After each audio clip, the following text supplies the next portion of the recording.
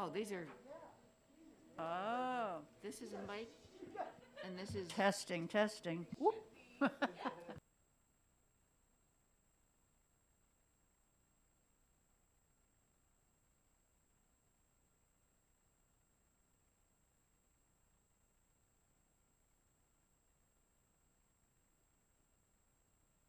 No, I said, are these all new?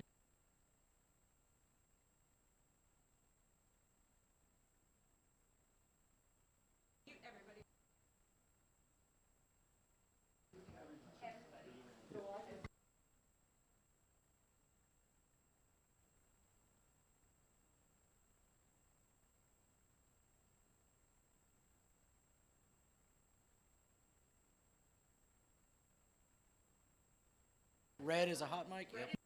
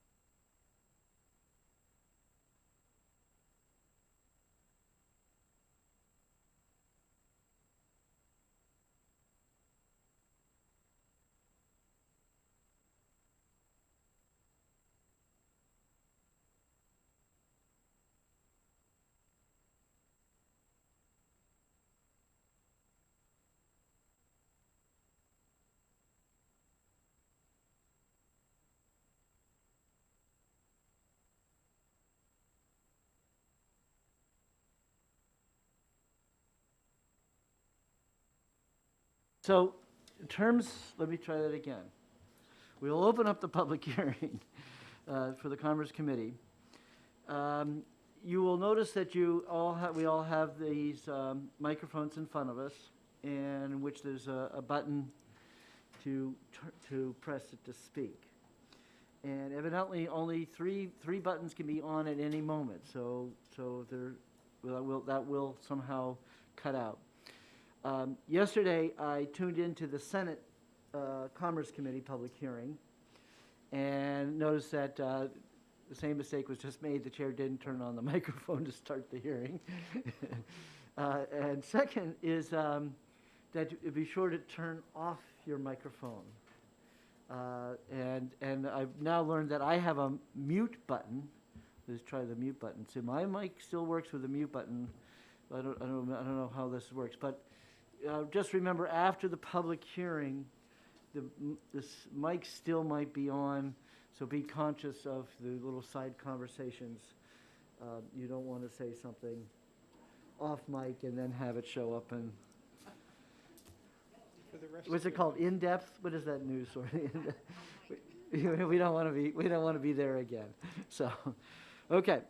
So this is my bill. So I am going to hand the gavel over to the vice chair. Okay, you want me to call the roll? No, we don't care. Oh, it's okay. We don't care. But it's nice that you have it. Okay. So I'm going to turn my mic off. There you go. Okay.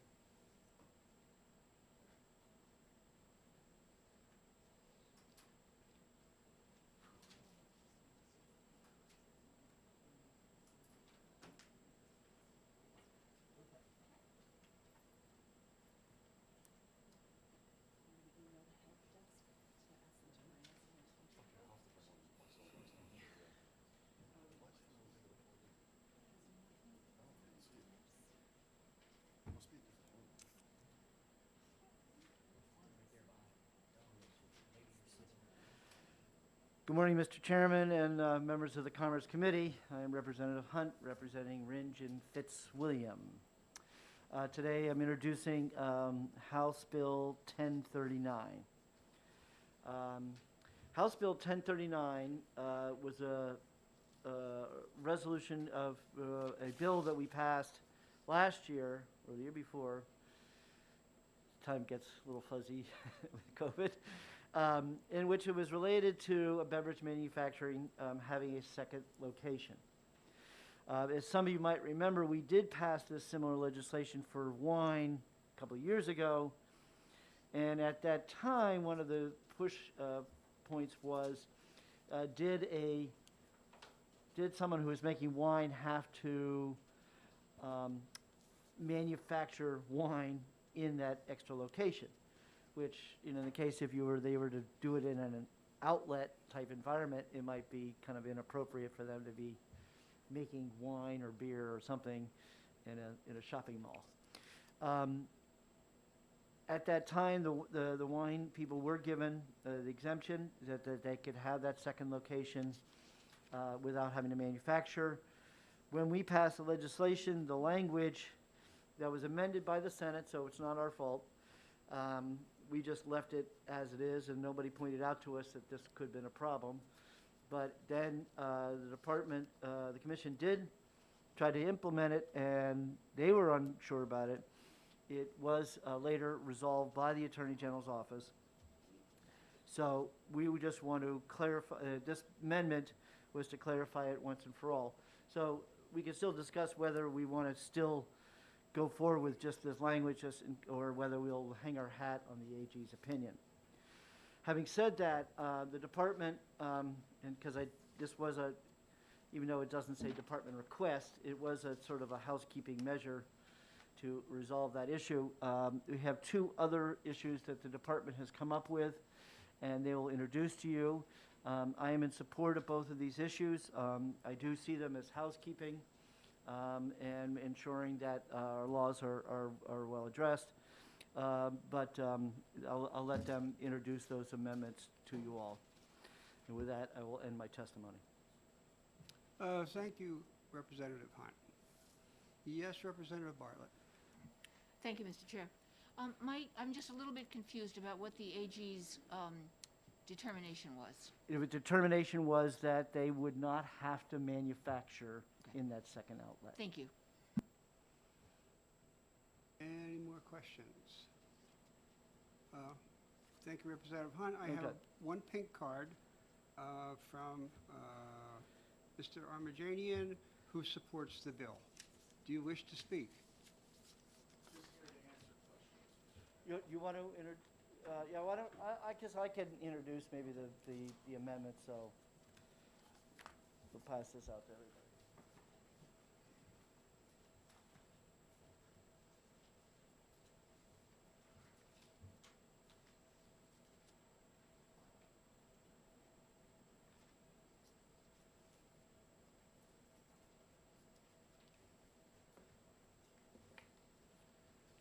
Okay, so there's two sections.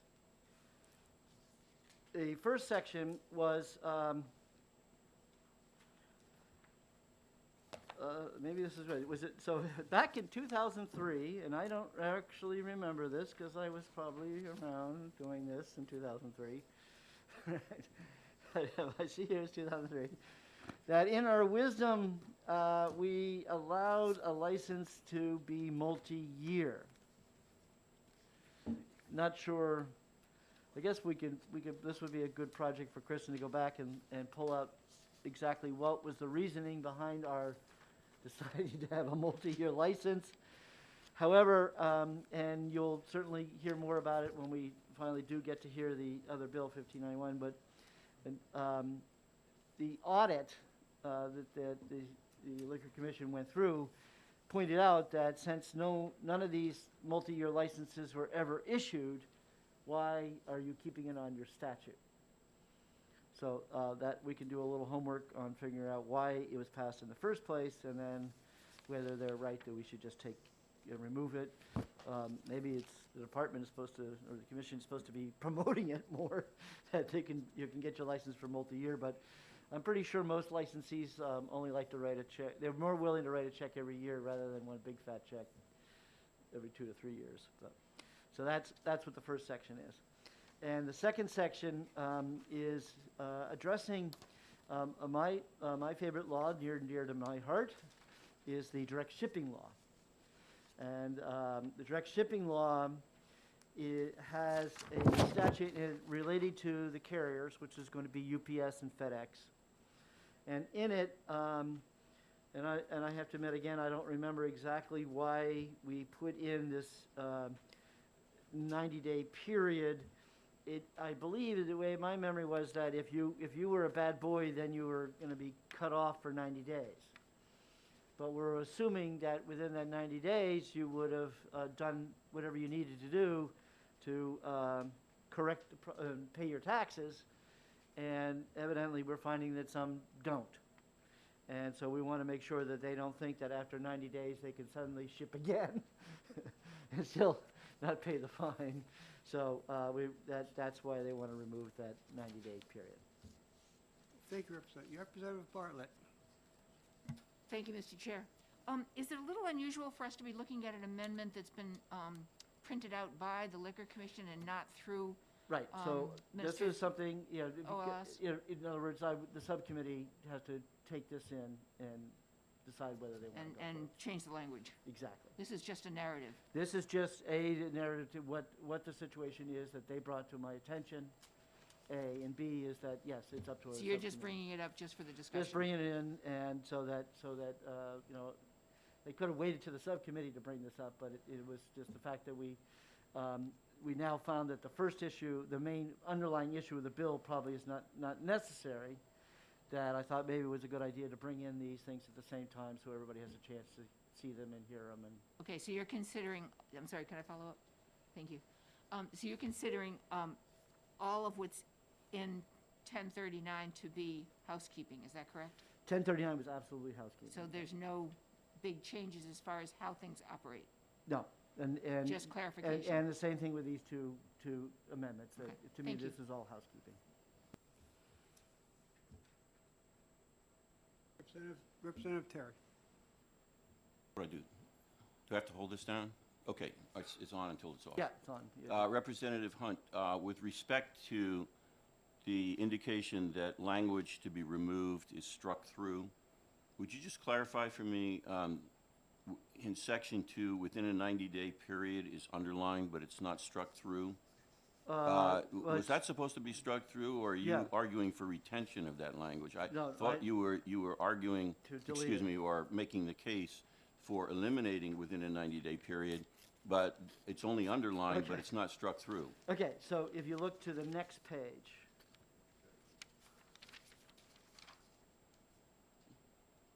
It's struck through. So the first page is the narrative. The first page is the narrative, and then the second Page page. is the actual way, if we were to make up an amendment, that's what the amendment needs to look like. Thank you. Representative Weston? Thanks. Well, we're talking about striking things through. The first line on 178:23, you should probably strike through and multiple year from the heading, because it'll just be a seasonal license. Right. Just Yeah. thought I'd bring that up. We'll address that in subcommittee. Representative Abel? Yes, thank you. I wonder if we could get a little more information about how widespread, how common direct shippers run into difficulty with the not paying taxes or other things. Thank you. We do have Chief of Enforcement Right. here, and he can answer that question. Okay, no one else? Okay. Thank you, Representative Hunt. Okay.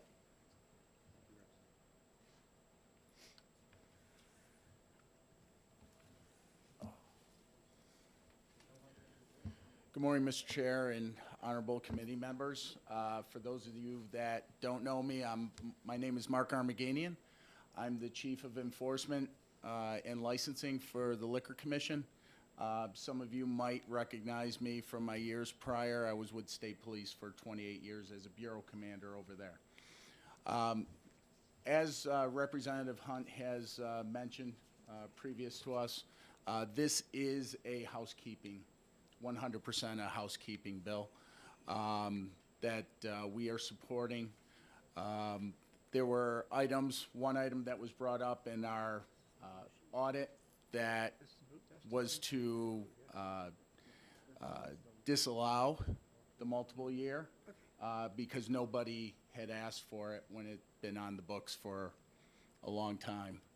The 90-day, I have with me today Lieutenant Matt Culver. He's our administrative commander, and he has been working on this project for quite a long time with industry to figure it out.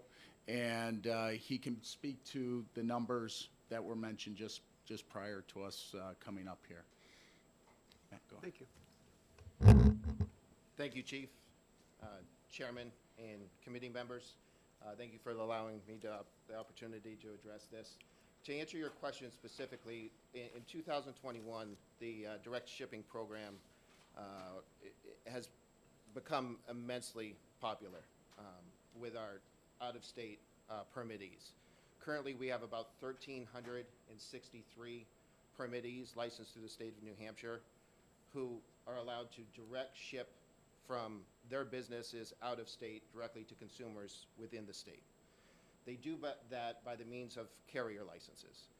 With the carrier licenses, we have 3 carriers who deal directly with the direct shipping program.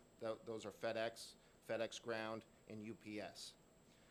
Under the carrier licenses, what the amendment to the bill is before you today, in that law says that there's a 90-day restriction on businesses who have not obtained a direct shipping permit who are shipping into the state of New Hampshire.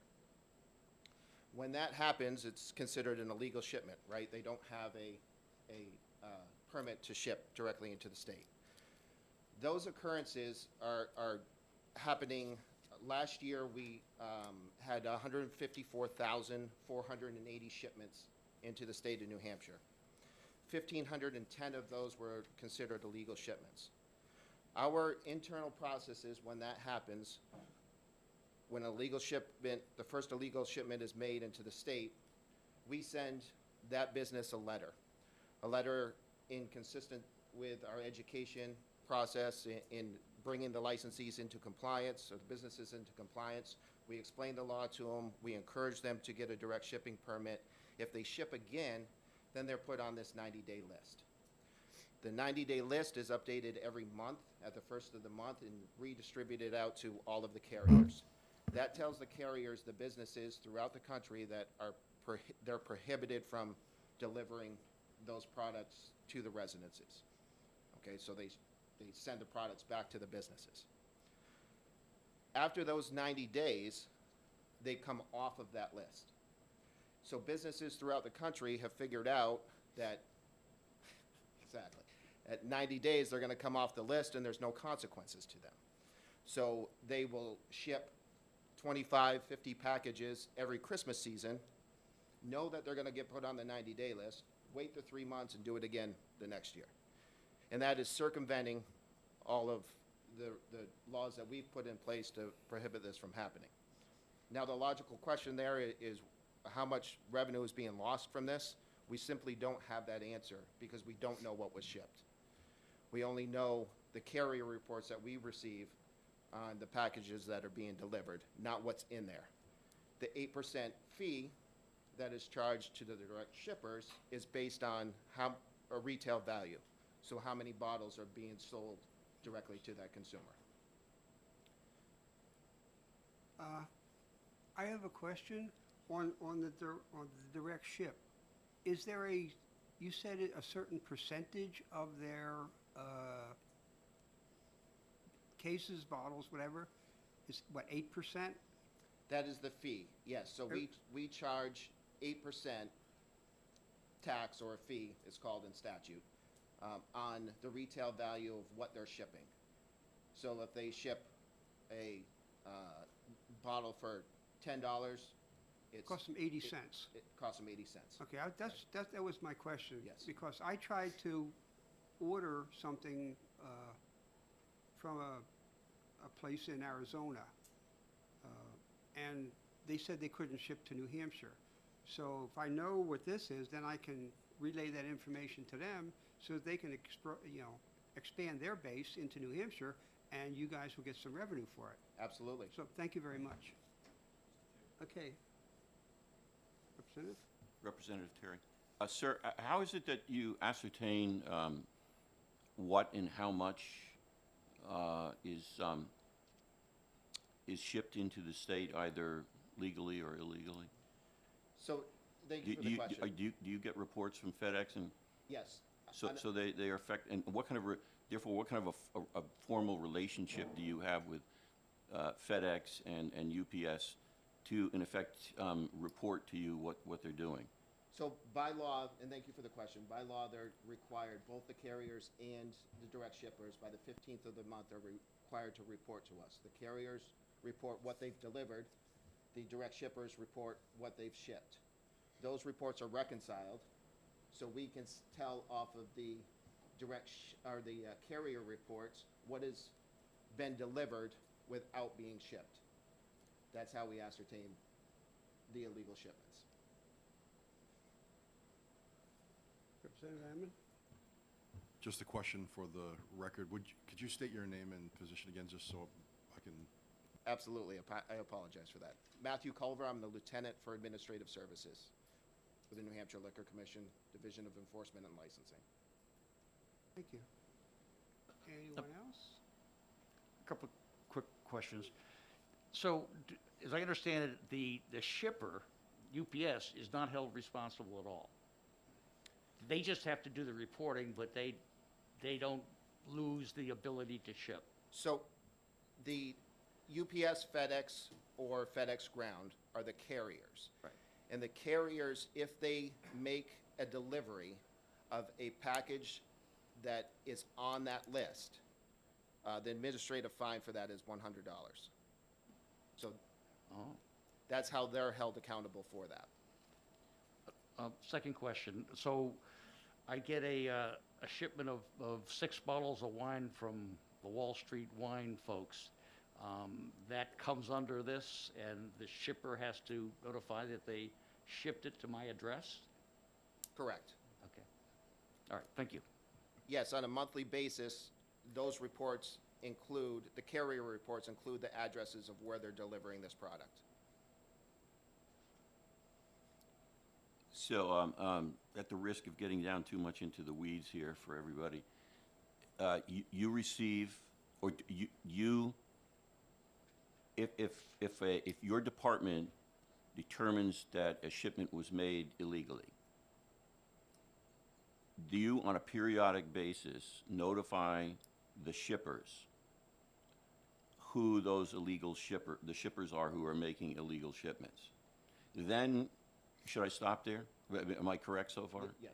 So then, if UPS or FedEx continues to ship, and you ascertain that they shipped, even once they have been notified that the shipper is shipping illegally, then you are able to hold the shipper liable for that and to fine the shipper. That is correct. Now, so if I might, with an example, you spoke about Christmas once a year. So you would, they would not know that in advance because the shipper is not on the list yet. So if you determine that a Christmas shipment was shipped illegally, then you notify FedEx and UPS. And then, do they then know that restriction is in effect for 90 days only? Yes, the carriers would. But I think there might be some confusion still on the Okay, process of that. thank you. And thank you again for the question. So the carriers, when a shipment is made and delivered by the carrier, and in that shipment, based on the reports, are due to the commission by the 15th of the month. So at the 15th of the month is when we do that reconciling between the reports and identify what illegal shipments are made. If an illegal shipment is found in that, we send a letter to the shipping, the business without a permit, I guess is the best way to explain it. The non-licensed permitting business. And we explain to them that they're in violation of RSA 178.1, shipping without a license, on their first offense. So they're giving one chance to come back and get and obtain a permit with us. We educate them on the law, we educate them on being in violation of the law, we encourage them to get a permit through the commission. If they ship again, then at the beginning of each month, we put them on the 90-day list. We give that list to the carriers. The carriers have 15 days to update their records, and then they can no longer deliver any packages that come from the non-permitted license or non-permitted business. Sure. Representative Greason. Thank you, gentlemen, for answering our questions this morning. I see in current statute where you can fine the shipper if they knowingly ship an illegal shipment. Is there any attempt to collect from the unlicensed business? And thank you for the question, those considerations have been made. Our only alternative for a violation of 178.1 is a Class B felony. Class B felony for out-of-state businesses, provide some complications. You're talking about extradition and back into the state. It is not something that has been pursued at this time. If I can add to that, it has been pursued in the past, and the cost effectiveness has come into play for the amount of tax that is being reconciled at that point. So we're playing against that also, but that was through a different administration. Okay. Representative Abel? Yes, thank you. To your knowledge, do most states have a similar process? Those, or I should say, those that would allow out-of-state shipping. Are you following a process that's pretty common in the United States? Thank you for the question. And yes, there's many states, I don't know how many offhand, that do have direct shipping programs. And these are consistent with that. As far as the 90-day requirement, I could definitely research that, but I don't have that offhand. Okay, thank you very much, everyone. Seeing as how I have no more pink cards, I have the blue sheet. Aidan Moore from the New Hampshire Liquor Commission supports this. Andrew Preventure, the New Hampshire Brewers Association supports this. Kirsten Neves from Tuckerman Brewing Conway supports this. Max Abramson for himself is neutral. And with that, this hearing is concluded.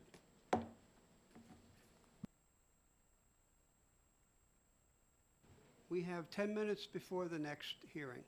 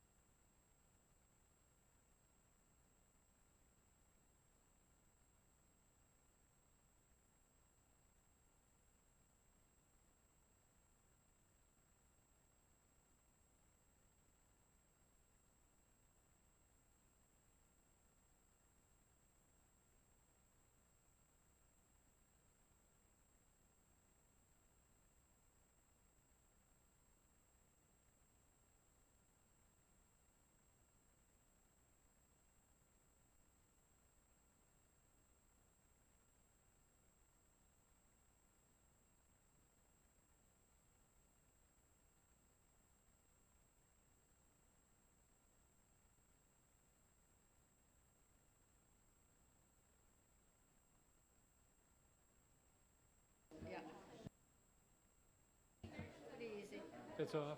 It's on. Oh, red is on?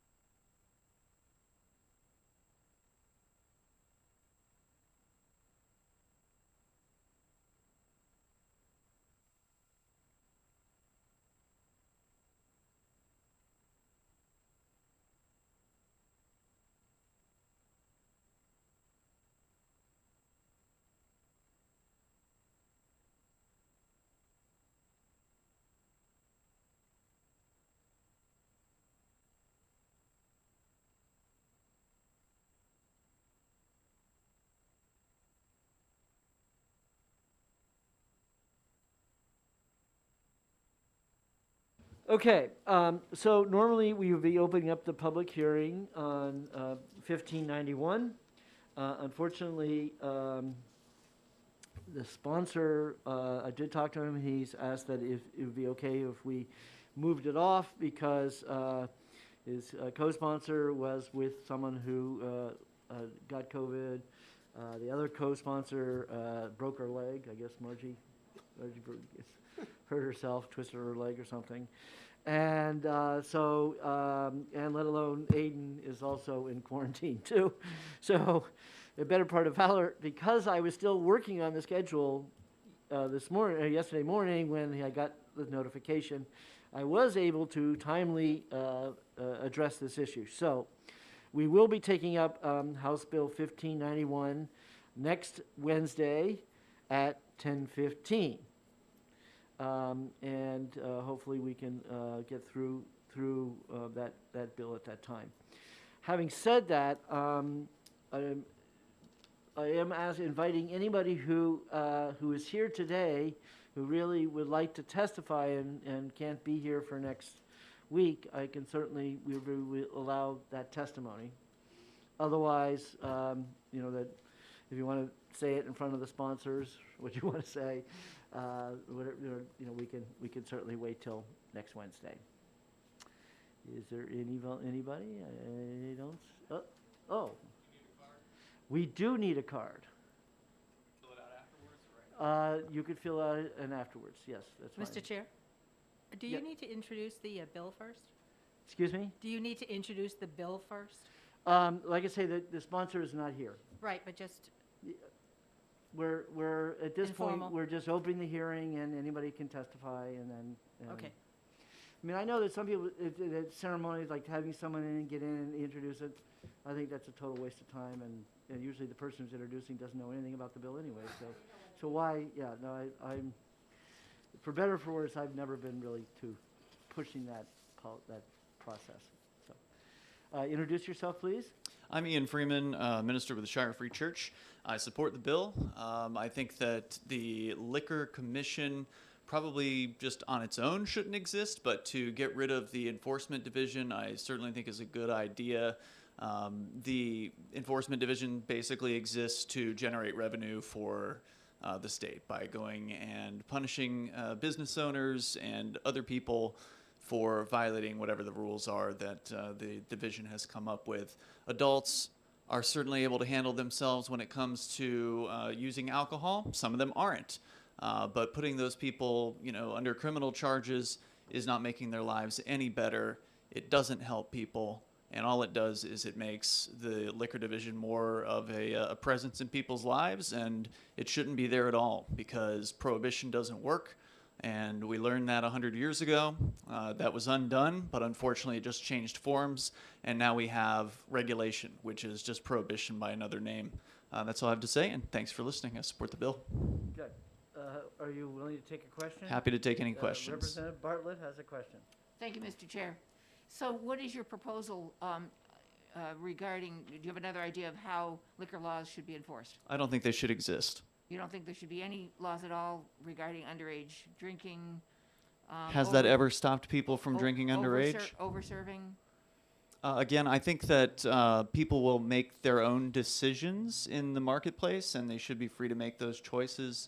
I don't want to see people get hurt, but we already know that people make bad decisions as is, and no amount of laws have stopped that from happening when it comes to alcohol. So let's make people make their choices and suffer whatever their consequences are. If they actually put other people in danger, then there should be some sort of a prosecution. I think that makes sense. But otherwise, leave them alone. Isn't that the New Hampshire way? No. Live free or die? You haven't heard of that? Okay, all right, thank you. Is there anybody else have a question? Thank you very much. Thanks. Representative Just so I Terry. can understand how this might play out. So if a couple 12-year-olds or 11-year-olds went into a liquor store and wanted to buy a bottle of liquor, and the store owner didn't want to sell to them,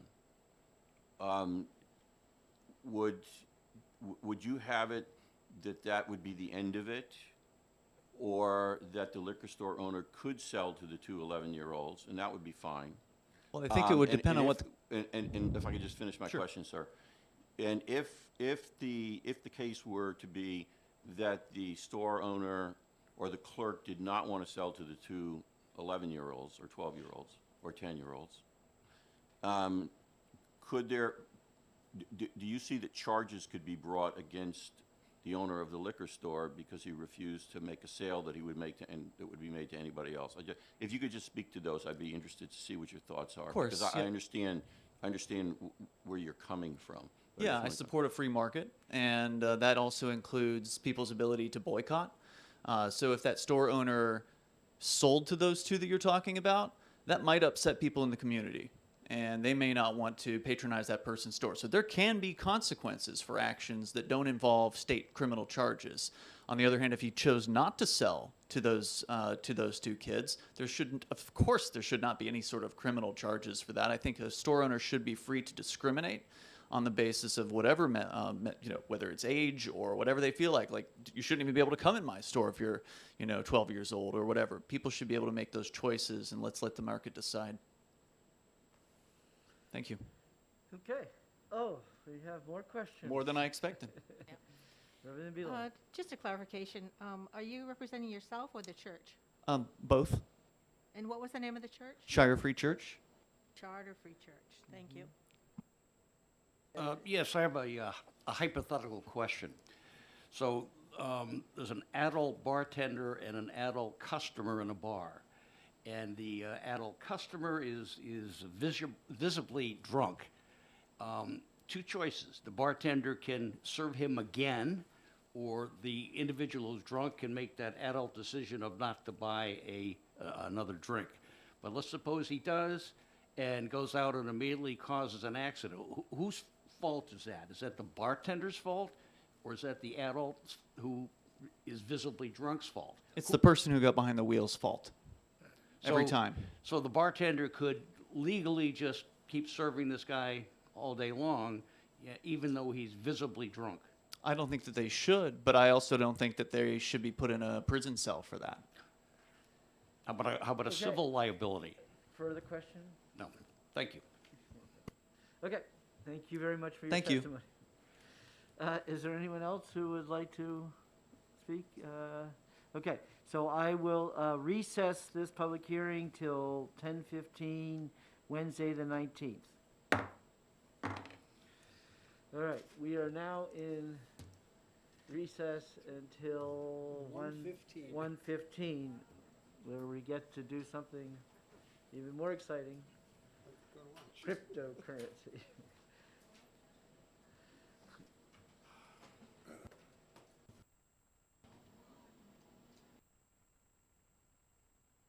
Yeah. Is it, You want- what it does is make me, I can speak over everybody.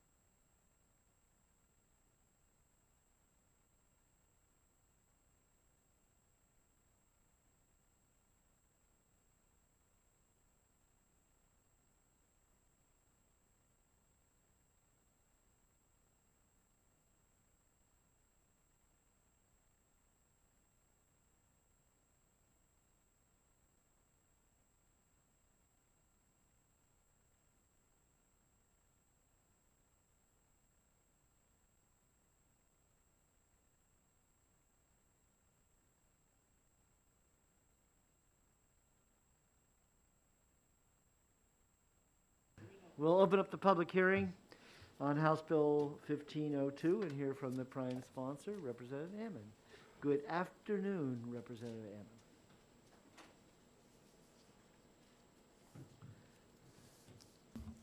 Thank you, Mr. Chair. Good afternoon, committee members. So the next three bills that we're going to hear are kind of similar and related. So I think I'll put an introduction in this testimony and kind of cover three birds with one stone, if that's okay. That's fine. That's great.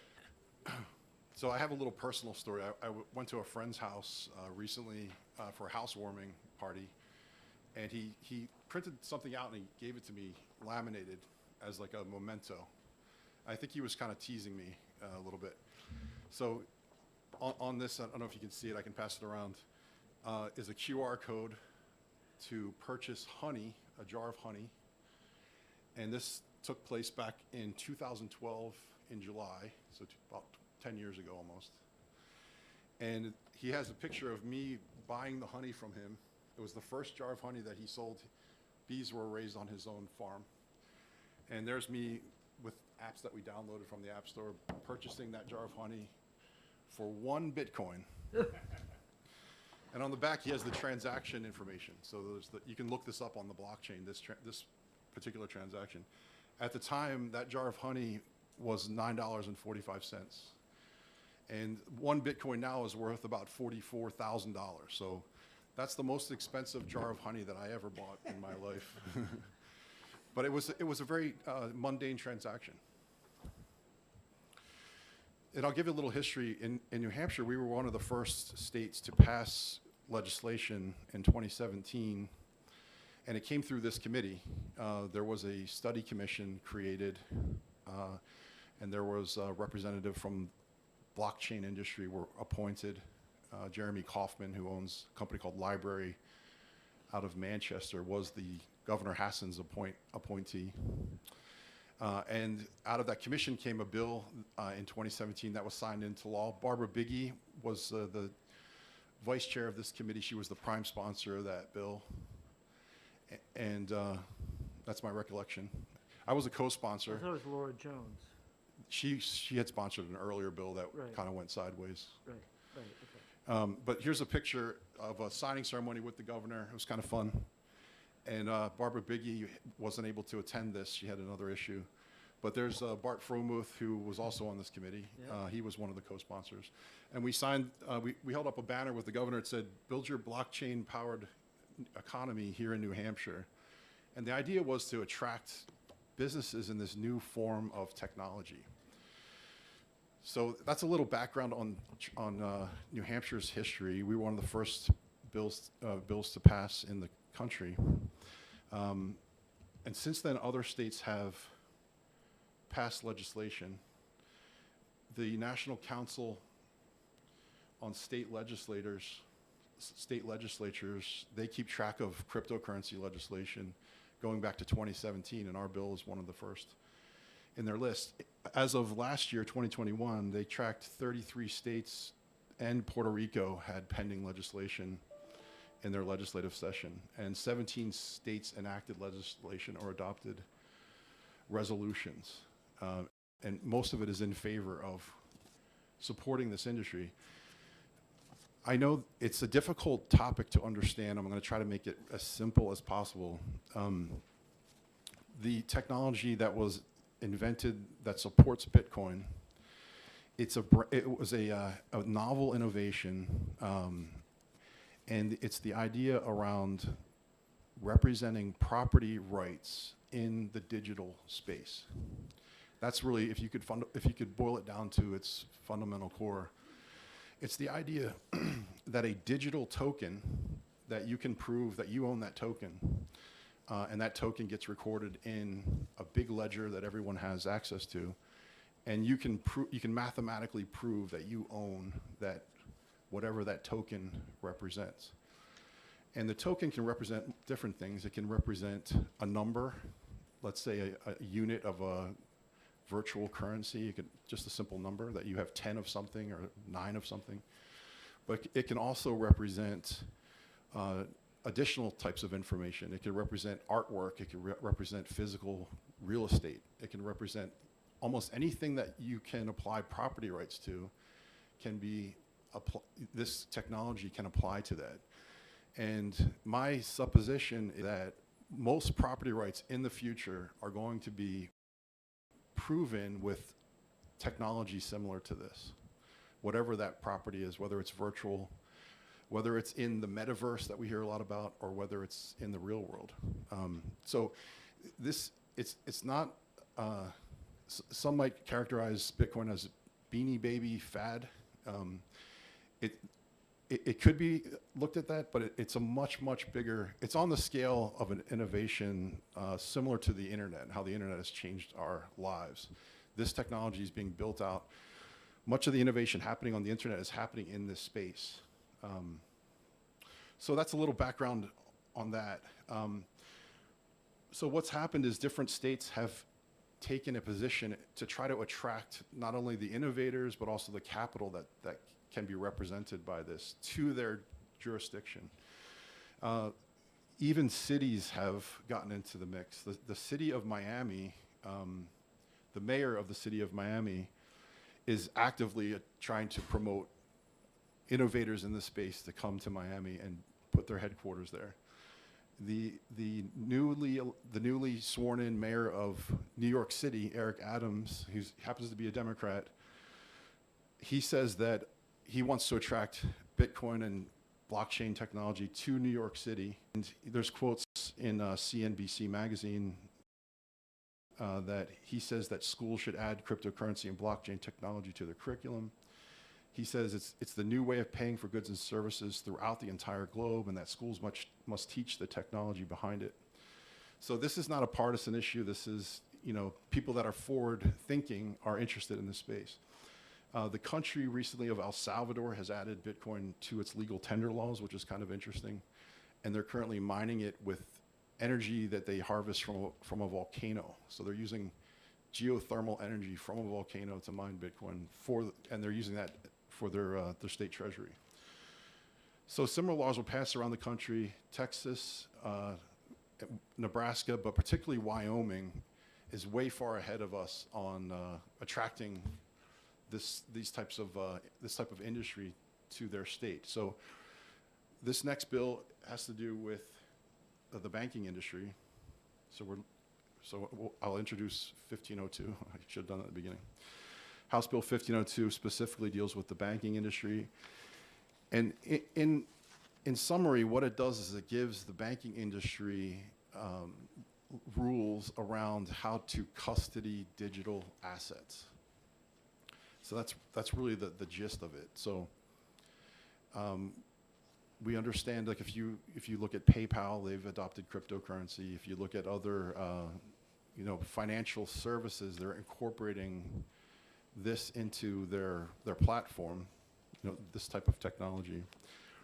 And this bill here would provide guidance through our state securities laws to the banking industry that if they custody digital assets, that they have to follow certain rules to protect consumers and to make sure that someone isn't defrauded of their valuable property that happens to be digital.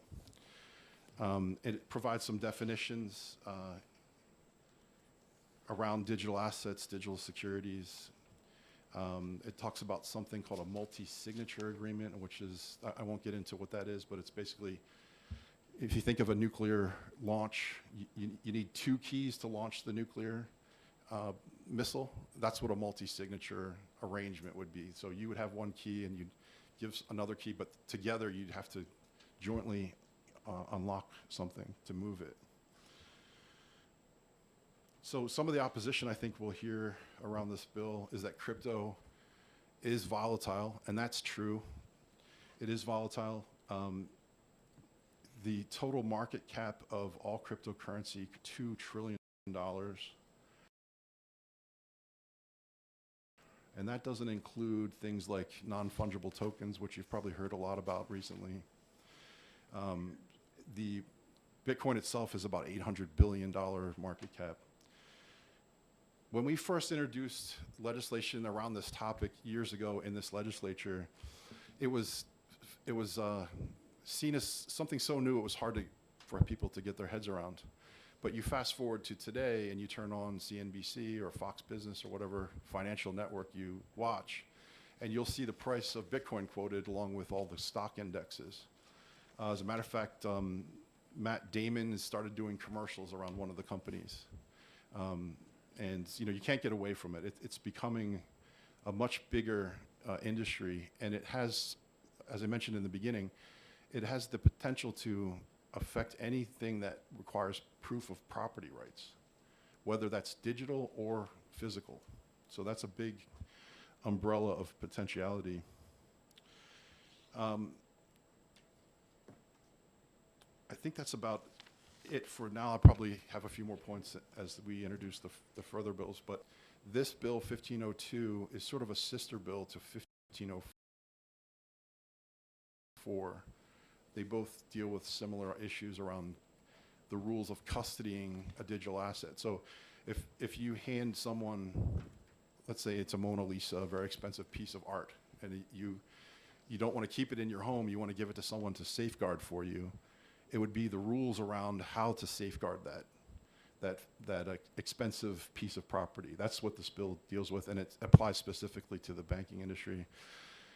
And one final word, I'm open to amending this, improving it, and making it useful for our banking industry so that we can attract, there's a saying, capital goes where it's welcome. And this capital can go anywhere in the world, any nook and cranny of the world, regardless of national boundaries even. So if we make New Hampshire a place that is welcoming to this capital, but not only the capital, the innovation, the people that are thinking of new innovative ways to build products and services around this, we have an opportunity, a brief opportunity, to make New Hampshire one of the places that people might want to come to. So with that, I'll take any questions. Questions? Yes, Representative McAleer. Yes. Who wrote these bills? Did you write these yourself, or these sort of cookie cutters that have been presented at Yeah, other so states? I make $100 a year. I don't have a staff, and I'm not an expert in this. So I borrowed these from Wyoming with the blessing of the prime sponsor that sponsored these in Wyoming. Okay. And his name is Tyler Lindholm. He's a state rep, former state rep in Wyoming. He's now currently Loomis out of Wyoming. And Senator Loomis is a big crypto advocate in the U.S. Senate. She's part of, I think, her along with Senator from Kristen Sinema. The two of them are big proponents of this industry in D.C. But the prime sponsor was Tyler Lindholm, and they had a big team in Wyoming working around this, and it was adapted from that. Representative Abel. Yes, thank you, Representative Amon, and thank you for your clarity in what you just said. My question is, there actually could be so many, but what is the status currently of digital assets in New Hampshire, absent this law, and how would that change if this law were enacted? That we passed in 2017 was sort of like a laissez-faire, hands-off, only consumer protection applied. So this would ground, in the last 4 years I've seen our laissez-faire attitude has caused companies in this space who are used to dealing with regulations, they don't know how to handle our state, because other states have regulations on the books. And because our market is sort of small, we're kind of an afterthought. So this would give some regulatory clarity around financial services companies. I'll mention this because it's public record. New Hampshire, we have really solid trust laws. We're kind of like the forerunner of really tight trust laws. There's a company called BlockFi. You've probably heard of Coinbase, right? Coinbase is, they went public. They had their IPO last year on the U.S. stock market, and they're, I think, a $62 billion market cap. I think they're based in California, if I believe. There's other companies in this space. There's one called BlockFi, and BlockFi has different crypto offerings. You can get a credit card. If you go out to dinner, you can earn crypto as like a cashback reward for your purchase. So BlockFi, in earlier 2021, they filed with our banking department for a trust company in New Hampshire, but they pulled it, I believe it was in September. So they came in, they were going to use our trust laws, and then they went out. I don't know the reason for that. That's all confidential. I don't think I'll ever know. But there's an example of a pretty big company in that space that was tipping their toe in the water for New Hampshire and somehow got scared off. So if we could fix that problem with legislation similar to this, that would, from our jurisdiction.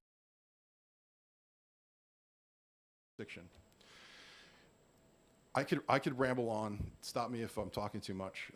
In talking to Tyler, their banking department, they help push these bills through and many more. Their banking department he says they're flush with cash because they have annual filings every year from lots of these companies that are registering. And Wyoming has actually become second to the state of Delaware for corporate filing income. And a lot of it has to do with this type of legislation, so. Representative McAleer again? Yes, Representative Ammon, I may have a follow-up question, but my understanding that Bitcoin is not considered a security, what we consider a stock or a bond. But I'm looking at 21 through 29, and let me read it to you. Digital securities are intangible personal property and should be considered securities. But then it goes on to say is defined in RSA 382, et cetera, et cetera. But it is not a security per se that would be subject to any rules by the Security and Exchange Commission. Is that correct? Yeah, so because there's so many layers to this technology space, okay, so Bitcoin is considered a digital property. Right. And Bitcoin's kind of like you could say a dumb network. It's a big Excel spreadsheet of who owns what. That's basically what Bitcoin is. But there are layers on top of it, something called smart contracts. So Ethereum is a smart contract platform. And you can create all kinds of digital tokens that are, there's something called the Howey test, where there's a question going back, I forget what was the 1940s or something.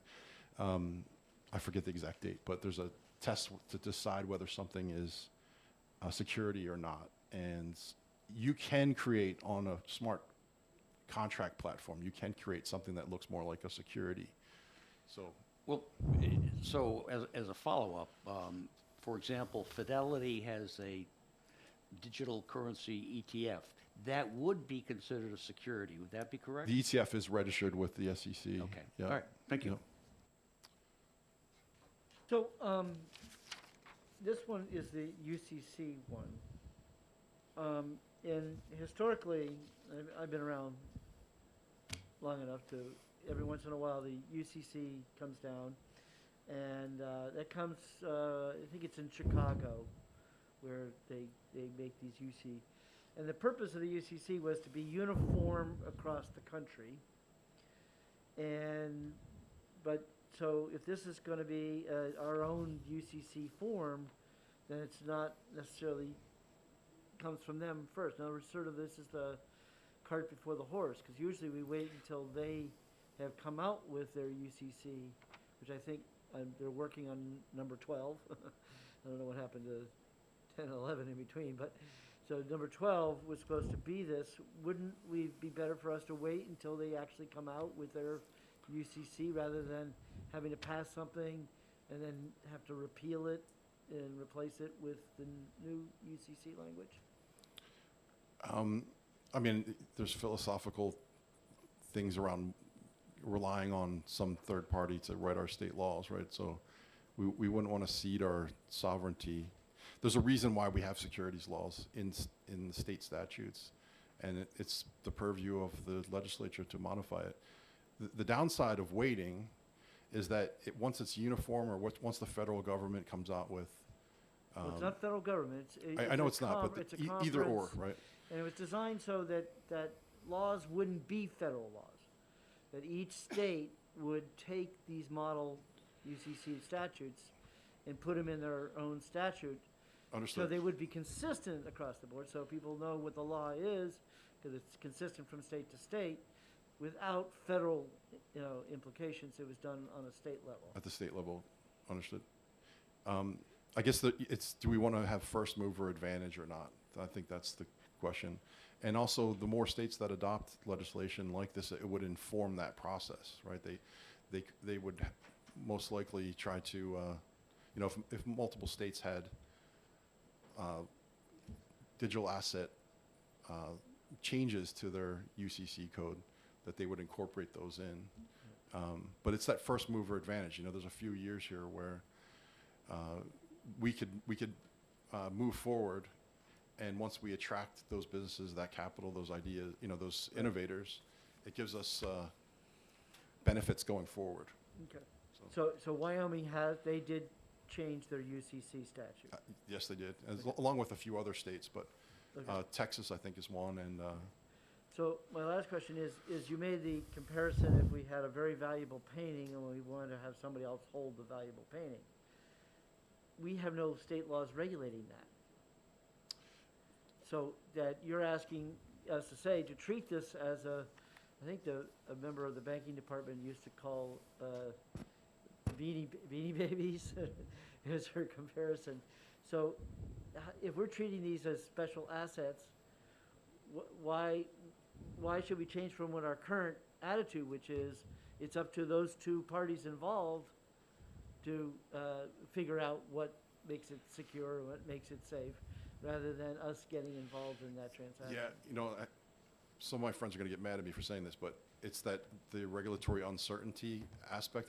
We've seen that with what we did earlier on, that a company that, let's say like BlockFi, who wants to move from New Jersey to New Hampshire, and they don't have rules around it,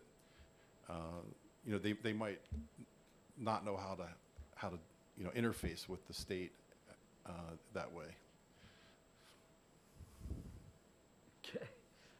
Representative Herbert's next.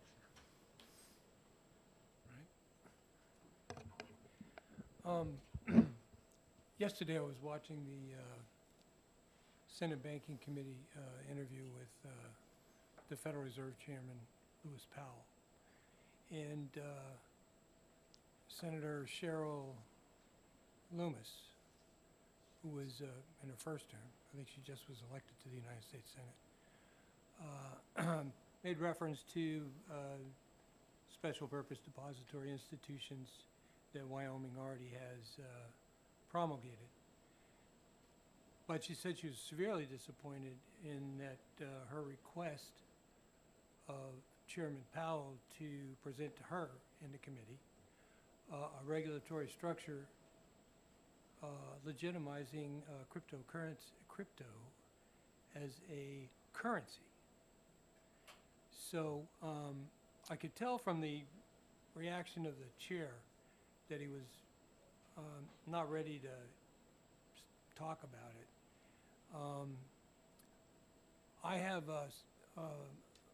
I think I have a pretty good understanding of what a currency is. So my question to you is the ultimate aim of this legislation, and I'm sure there will be further legislation if this passes, is it the ultimate aim of the cryptocurrency, which everybody talks about it as a currency, will become a legitimate currency like the dollar in the United States? Yeah, that's a really big question to, maybe afterwards we can discuss that a little further. My short answer would be the word cryptocurrency is kind of a misnomer. It's not a fiat currency. A fiat currency would be the dollar or the yen or the euro that's issued by a government. This currency is based on mathematics. Currency in the way that you can, let's say you had marbles that people thought were valuable, and you could trade those marbles, right? You know, or cigarettes in prison might be considered a currency, right? But it's not a government-backed or issued currency. It's interesting. The whole process around Bitcoin was modeled after gold mining. So gold is something you dig out of the ground. It takes energy to get it out of the ground, and it's, you know, universally valued, and it's divisible, and it doesn't corrode. It has all the characteristics of a currency. But it would be more like gold. You know, it'd be more like something that people around the world have agreed is valuable, and the reason that they agree it's valuable is because of the technology behind it doesn't allow for counterfeiting it. So, I mean, like I said, I could talk for hours on this, but it's not. There's actually arguments for Bitcoin enhancing the U.S. dollar's reserve currency status if it's adopted. So there's actually longer arguments about, you know, if the U.S. shuns Bitcoin, it could challenge the dollar's U.S. reserve status or the global reserve status. But if we embrace it, it actually enhances the dollar as staying and competing against all the other currencies. So. Further question, you may inquire.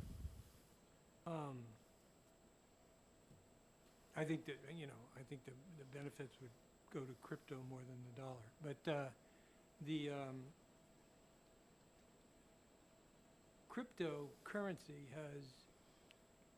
has had one very important financial role to play in the world, as a matter of fact.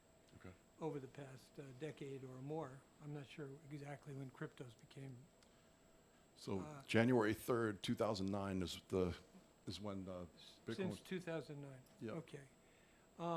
It's common knowledge that a lot of illegal activity uses the crypto system in order to operate, and I'm talking, and it's in, as you said, the trillions. People don't understand exactly how much criminal money there is in the globe, but it's astonishing. Anyway, crypto has been able to financially help criminal activities, everything from weapons sales to tax cheating to. Your question is? Yeah, well, it has been a primary tool of global criminal capital. That disturbs me a little bit. That's your question. My question is, if you associate, as you want to do, crypto activities with the American dollar, I have some serious concerns about that association. Okay. And do I agree? What I believe? I believe that. So again, there's a longer answer to that. In the beginning, governments didn't know how to deal with cryptocurrency, but they're getting smarter around tracking the transactions on the blockchain. I showed you this earlier. I know you can't probably see it from your seat, but it includes everything about how to find that transaction on the blockchain. And if you know who owns the key going in, and you know who owns the key going out, then you're able to tie those two things together. I probably have, I don't know, 5 apps on my phone that I can, like this second I could move Bitcoin to dollars or dollars to Bitcoin back and forth. And I could send you dollars, I could send you Bitcoin or any other currency. It's already pervasive everywhere. The fact that like Coinbase or one of these exchanges, you have to tell them who you are. You have to give them, a lot of times, your ID, and you know they have a process to verify your identity. And then once they know your identity and you buy Bitcoin, now they can track those Bitcoin were purchased by you at a certain date and time. Right. And so it's actually a very transparent system. And as governments around the world are getting more sophisticated with how to track the transactions, you can actually track down some of these criminals and it's getting easier over time. So, having a legitimate company to sell you Bitcoin or to convert your Bitcoin creates a way to see who's doing those transactions, so that they can't evade law enforcement or. Yeah, this is, remember, the dollar bill, they wanted to solve the problem of criminals using the money, the American cash, by getting rid of the $100 bill, or even the $20 bill. Okay, so I don't think I mean, I understand you're asking the question, and he gave a decent answer to it. So let's move on. Representative Bartlett. Thank you, Mr. Chair. Thank you, Representative Ammon. You're being very patient with us. No sweat. Because you're trying to explain a difficult concept to a bunch of people that are basically volunteers. Right. We aren't banking or crypto experts at all. So I guess that's one of my concerns, is that though we may be holding the cards as far as whether we approve this bill or not, how do we get more comfortable? Do you think maybe there'll be others that'll speak to us, that'll continue to repeat? Because repetition's a good teacher. Oh, okay. I think there's some pros and cons coming behind me, and we learn a lot in that debate, right? So I think there'll be some of that. I mean, this is already law in at least 2 states, law or something similar. So it's not. I wish it was the first and the shiniest, newest thing, but we're kind of playing a little bit catch up with legislation similar to this. If it's kind of been tested already in the real world. So. Thank you. I'll keep listening. Okay, thank you. Representative Terry. Thank you. In addition to what you've already shared with us, can you see any risks with us being what I'll say either late or last to the game? For example, waiting for something to come from UCC rather than following the lead of states such as Wyoming and, did you say Texas? Texas, and there's a few others. So do you see any risks with us not doing anything and just sitting and waiting? That's part one of my question. And part two is, given the fact that there are now laws on the books and experiences in Wyoming and Texas, have there been any reviews yet as to how the laws are working? And have there been any specific problems that need to be addressed as these 2 states have led the way? That's a good question. I think Texas it's been so recent. There's probably not much history on that. Wyoming. I've only heard good things from the people that sponsored this legislation in Wyoming. There may be downsides to it. I'm not aware of any at this point in time. And the first part of my question is, do you foresee any risks with us being waiting and being late or last, potentially? So in technology, and really any kind of like communications network, there's something called the network effect, right? So if you, like, technology is kind of sticky. If you, like, Silicon Valley is where all the entrepreneurs go, and they go there because that area became known for that type of innovation. So if you wait till last, they're going to find a home somewhere else, and to get them to move from Wyoming or somewhere else and put their headquarters in New Hampshire, we'll be picking up the scraps at that point if we're just on a level playing field. That's the way I see it. I think there is a disadvantage in waiting. Representative Greason. Thank you, Mr. Chairman, and thank you, Representative Ammon. According to House Bill 1502, it says that banks would be allowed to provide custodial services for digital asset property. Would then these banks be subject to the same reporting requirements, such as under the Patriot Act? If you deposit $10,000, that gets reported.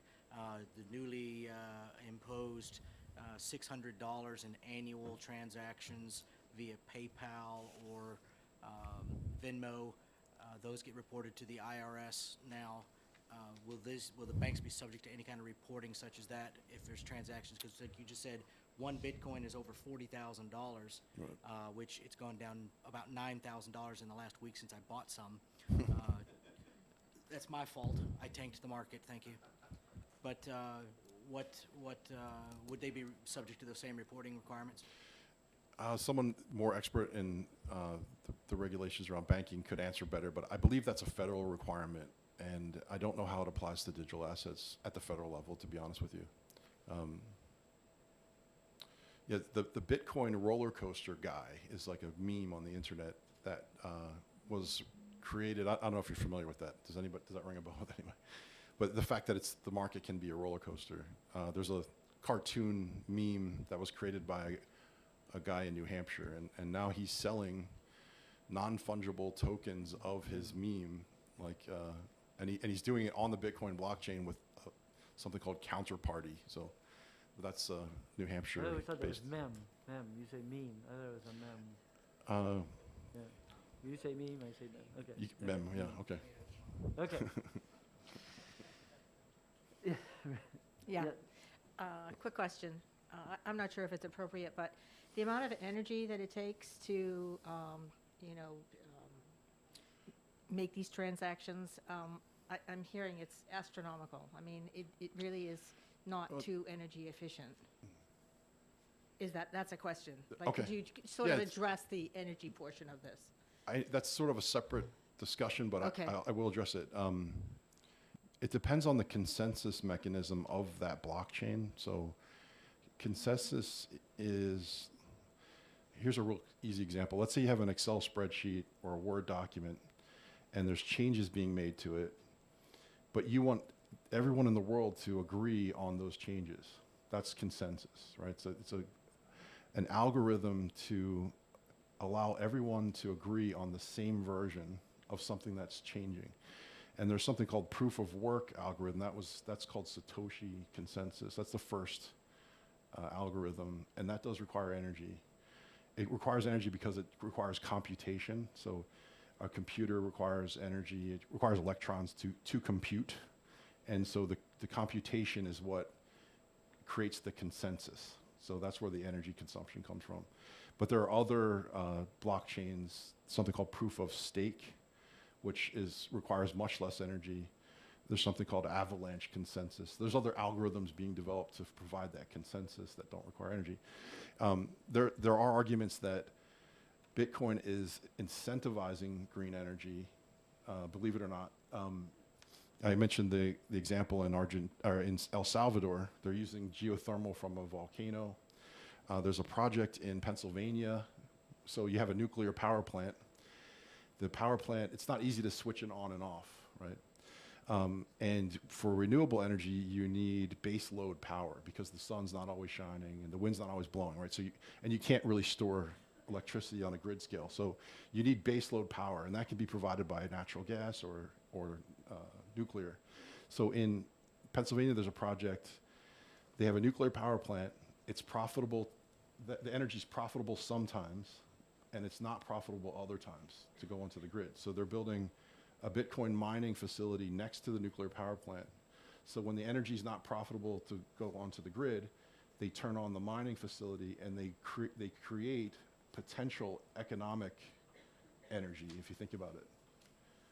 So that's a big, that's the size of a nuclear power plant, that project. So now that's a whole nother long conversation, happy to have. But there's arguments that it's incentivizing green energy or carbon neutral energy. It does. You could use coal, any kind of energy you could use to mine for the proof of work algorithm. But so interesting question. Okay. Great. Thank you very much. Thank you. All right. Chair will call on Lisa Tapp, who's representing herself in support of the bill.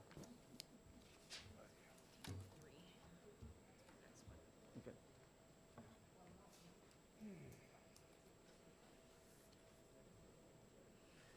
Good afternoon. Good afternoon. Thank you, Mr. Chair, Mr. Vice Chair, and members of the committee. I am signing in and testifying in favor of all three bills, but with the chair's permission, I will speak just once unless otherwise Okay, needed. sure, we love that. I am both an attorney and a nurse practitioner here in New Hampshire. I will briefly describe what brought digital currency to my attention and why I thought it was better to get it more widespread in society. And then I'll explain about why I think this is a good time for it to happen here in New Hampshire. So I first learned about the background of digital currencies via a white paper that was written that described a database that was immutable and allowed for immediate action. And I thought that was terrific because as a nurse practitioner and an attorney in both situations, I find that when people can't immediately appreciate what they're doing in terms of spending money or any other action, that leads us to problems down the road. So I really liked that immediacy. And I like that it's open.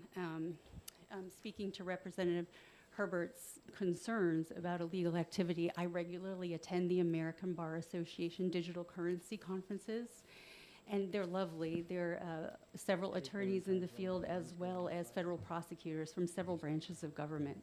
And this is a concern of mine, as was a concern of theirs. And over again, what I hear at those seminars is nothing will ever top the American dollar as a valuable resource for terrorism, unfortunately. But when people who engage in terroristic or predatory activities use an open blockchain, it's a real boon to the federal government because it's all trackable.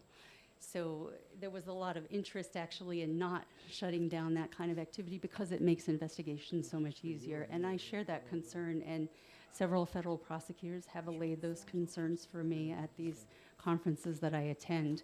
But I want to go to the most poignant example of why I thought it would be good to get digital currencies more active in our system, and that's because as a nurse practitioner here at the state prison up the road, I started a clinic for halfway house members who are about to transition back into the community and they need to establish their own health care. And when it came to sitting down and we literally practiced conversations, and many of the men that I worked with at that time were not good at describing what they need, so we practiced how you're going to sit down and how you're going to talk to your physician about what you need, what your healthcare concerns are. It always went back to money, and I didn't understand that. And then I realized that inability to handle money had gotten a lot of the men I was working with into the situation they were with. However, if you learn to handle money via digital currencies, you learn that it's immediate. You're not dealing with credit. You're not dealing with speculation. You pay what you have. And if you don't have it, you simply can't pay it, and you can't get into as much trouble. So that aspect appealed to me, and I wanted to see that become more widespread in society. So I went back to school. I attended University of New Hampshire Law School originally in the 1990s, and I went back recently and became certified in digital currencies. And I believe I've spoken with Representative Bartlett actually at a digital currency seminar a couple of years ago. It's been a wonderful experience here in New Hampshire. I think we're doing it very responsibly. And the reason that I think it's great to tie in the banking industry now is because I want to see this more widespread. I want to see the men that come out of the prison learn how to interact immediately. Like, this will be the consequence of the debt that I take on. This will be the consequence of giving up the money for what I want. And when I provide a service, I can be paid immediately. I don't need to wait for it to clear through a bank. However, banks have good experience in helping people manage those things. And I think if we can bring digital currencies and banking together, as has Wyoming and some other states that Representative Ammon referenced, I think we could really be a leader in that. I think it teaches transparency, honesty, and it's immediate. A third point I'll make is it's contactless. And the reason I bring that up is because I have family who live in New York and they're currently on isolation due to having COVID-19. And they had a bill coming due. It's a very standard bill, not a big deal, but they typically go to the bank or transfer some monies online ahead of paying it. Well, the way things fell, one person's paycheck is not coming into the same place that it used to, so they didn't have the ability to transfer within one bank online. They couldn't get the funds to where it needed to be before the bill was due. So what we did was I was able to send them digital currency through Coinbase. They set their Coinbase up to interact with the bank that needed to have this bill paid. I sent it to them within 2 hours. They were able to pay the bill. The only other option I would have had would be to wire. I mean, my family's home on quarantine. They can't go to a bank. And none of us had this kind of time. And I realized this contactless currency, this offers a lot more than I realized. Immediate contactless currency is something that we're ready to go forward with in New Hampshire. I'm here to help. I know there are several crypto geeks like me who are here to help as well. Representative Anneman has led the way with establishing a presence here. So I think this is a great time to move forward with this. I'd like to see this more widespread. I think it's a back to basics. Although the technology is new, the actual spending patterns are back to basics. This is how you spent money in the early 20th century. You bought what you had in the bank and could afford. You didn't speculate as much. You immediately saw the consequences of work that you did and obligations that you took on. So another reason that I think it's a good time to move forward with this is coming out of these American Bar Association, Association seminars that I attend. I realize how overwhelmed the federal government is right now. I work with prosecutors from several different divisions of government, and everyone's got too much on their plate. But we have it going on here, to use a colloquial term. We can do it, we can go forward, and when they're able to get to this, when the other things have cleared off their plate, we're there to help.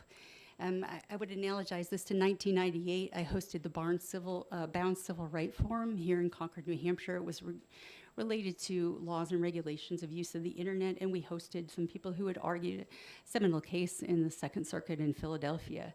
And in the years to come after that, we were regularly consulted for think tank ideas that came out of the conference that we held. I think if we do it here and do it well, we're there to help and make it easier for the federal government later if they wish to look toward this issue. And that's about the gist of my comments. I'd be happy to take questions if the chair approves. Thank you, Mr. Chair. Nice to see you again. Nice to see you. Thank you. Could I back you up just a little bit, Mr.? I just want to go through the chain of how you did this. Yes. You were helping a family member. Yes. You needed to be able to get digital currency so that they could pay a bill. So you went to your account and you sent money to their account. Is that correct? Correct. Now, is there a bank involved in that? Yes. So when you're using a digital currency exchange, it cashes out into a bank. Okay. This was more about logistics. They had the funds, but they were in a bank not attached to the bill that they needed to pay. Typically, a direct deposit check comes into that bank, but my family member can't work because he has COVID. So we needed to get to the funds into that bank. And so he was just able to go right on Coinbase, open up an account that dumped into that bank account, and then I just transferred it. And it was faster than trying to go to a bank, and it was possible because you can't go to a bank when you're quarantining. Right, okay, so the money went right into the, Yeah. your digital currency went right into the account that he opened up. Yes. Then he took that money and it went right into the bank. Yes. And then by EFT paid the bill. Yeah, and I was Got it. like, why did I not realize how valuable contactless currency is in our society? Let's talk about that more. Another great reason why it's time here. Okay, thank you. Thank you. I get muted. Thank you very much for your testimony. Thank you.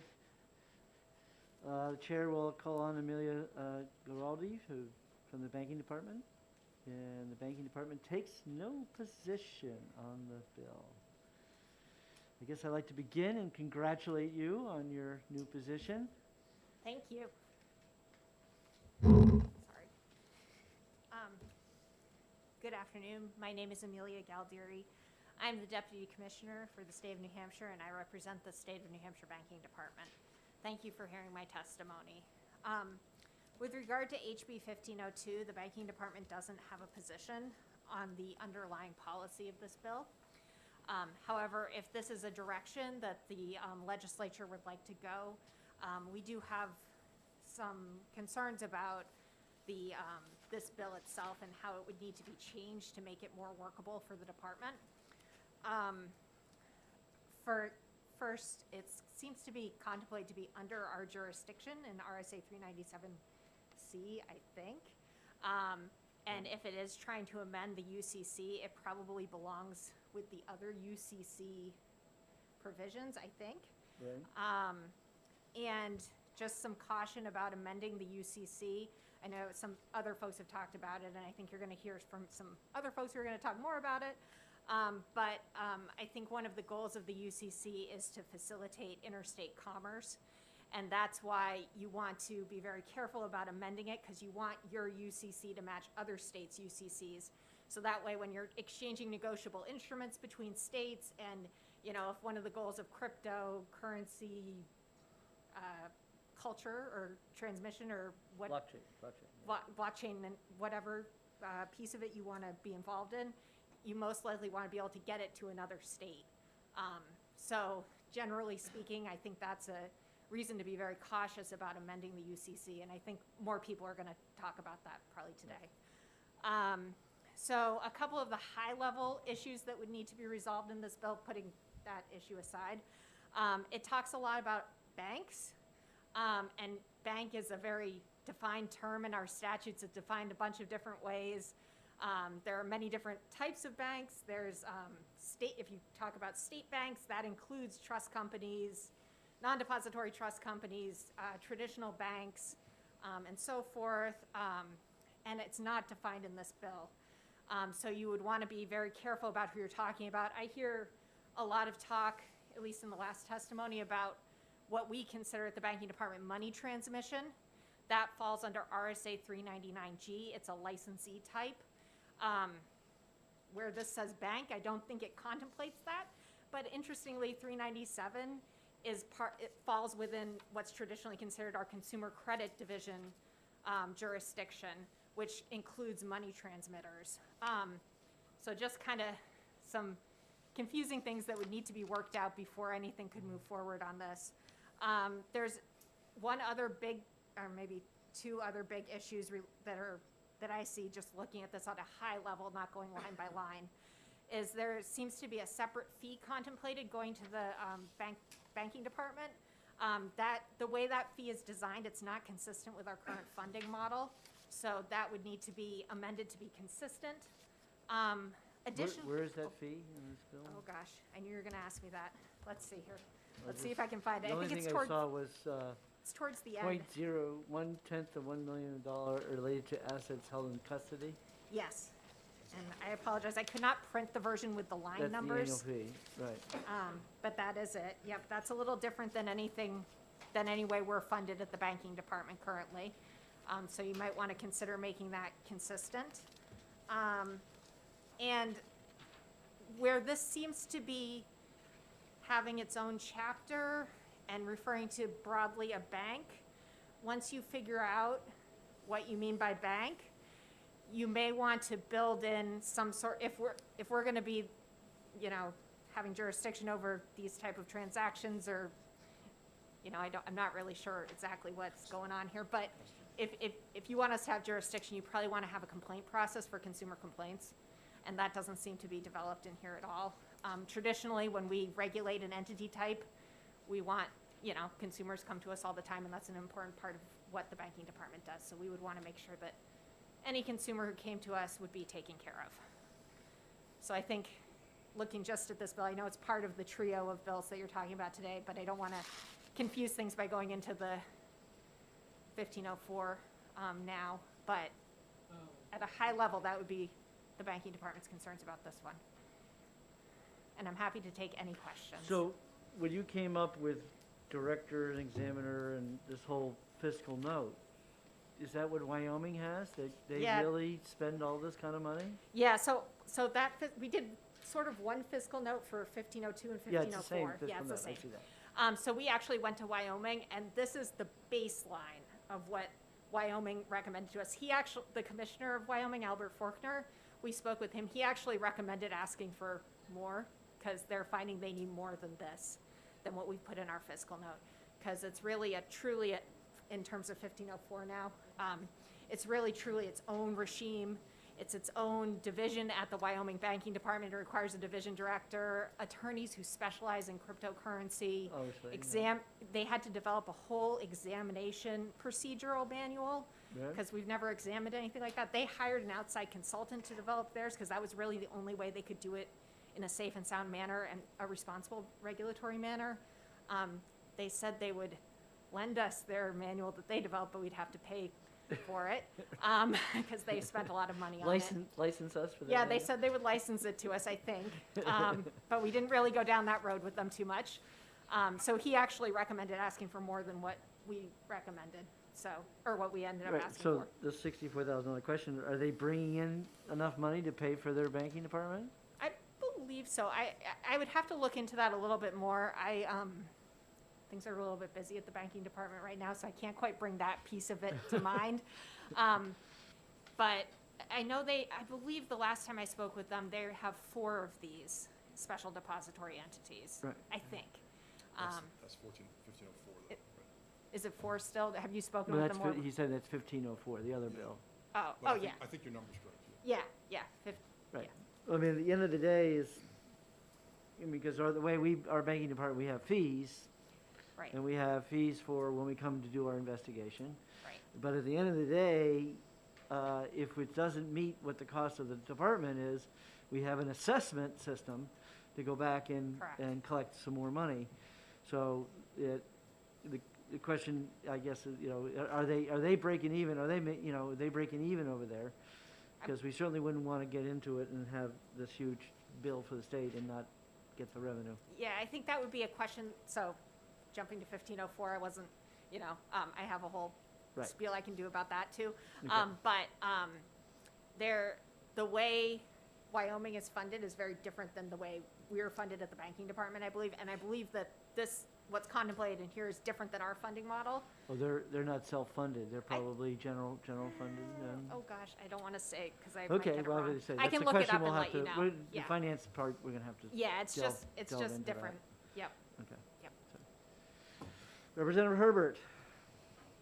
Thank you. This question, by the way, my question actually comes to me because of the discussion, and it's a very basic question, and maybe there's somebody here that can answer it for me better than you can. I'm not worried about the fees because Bitcoin is Just got stick to the plenty of question. What is your financial question? money. But my question is, when somebody writes a check in Bitcoin, and it goes to a bank, and it goes to a vendor maybe, or the recipient, and it gets turned into dollars, I'm unclear as to exactly how that's going on. I mean, right now, as we sit here today, it sounds to me as though it's not an issue. In other words, you can order something in Bitcoin, and it'll go to wherever your bank is, and the bank will automatically turn it into dollars. And The- so the money therefore, Right. if I'm getting it right, I find it very upsetting that we're actually doing this. But this means that there is no issue in terms of doing business, whatever your business is, and wherever your business is. It could be, Puerto Rico or China, for that matter. Well, you can't do it out of China because they Okay, put the yeah, kibosh yeah. on They Bitcoin. decided they weren't gonna but- play. But then it's all very fluid. And as a practical matter, we are already using Bitcoin as our currency. Okay, that's your question. That is my question, and I'm still not clear about the mechanics of it. But, I thought it was not legal, and so obviously, at some point, it became very legal for you to say, here's my Bitcoin account, and there's my dollar account, and they can be, we will gladly make the transition. So if that's the case, have we already adopted a second currency? No, and she will answer your question. Okay. Okay, so I think the easiest way for me to answer your question is to say that we currently license money transmitters who will take, this is very oversimplified. I apologize to all the Bitcoin enthusiasts who I may be oversimplifying this for. So we currently license money transmitters who will take your Bitcoin and give somebody else money, like dollar, fiat currency. So there's a third party involved here. We only regulate it when there is a third party in terms of money transmitters. If you wanted to give your Bitcoin to Chairman Hunt, you could do that with no, like, I wouldn't need. Nobody would know Nobody about would need to be involved. It's a completely separate thing, much like if you gave him cash, nobody would need to be involved in that.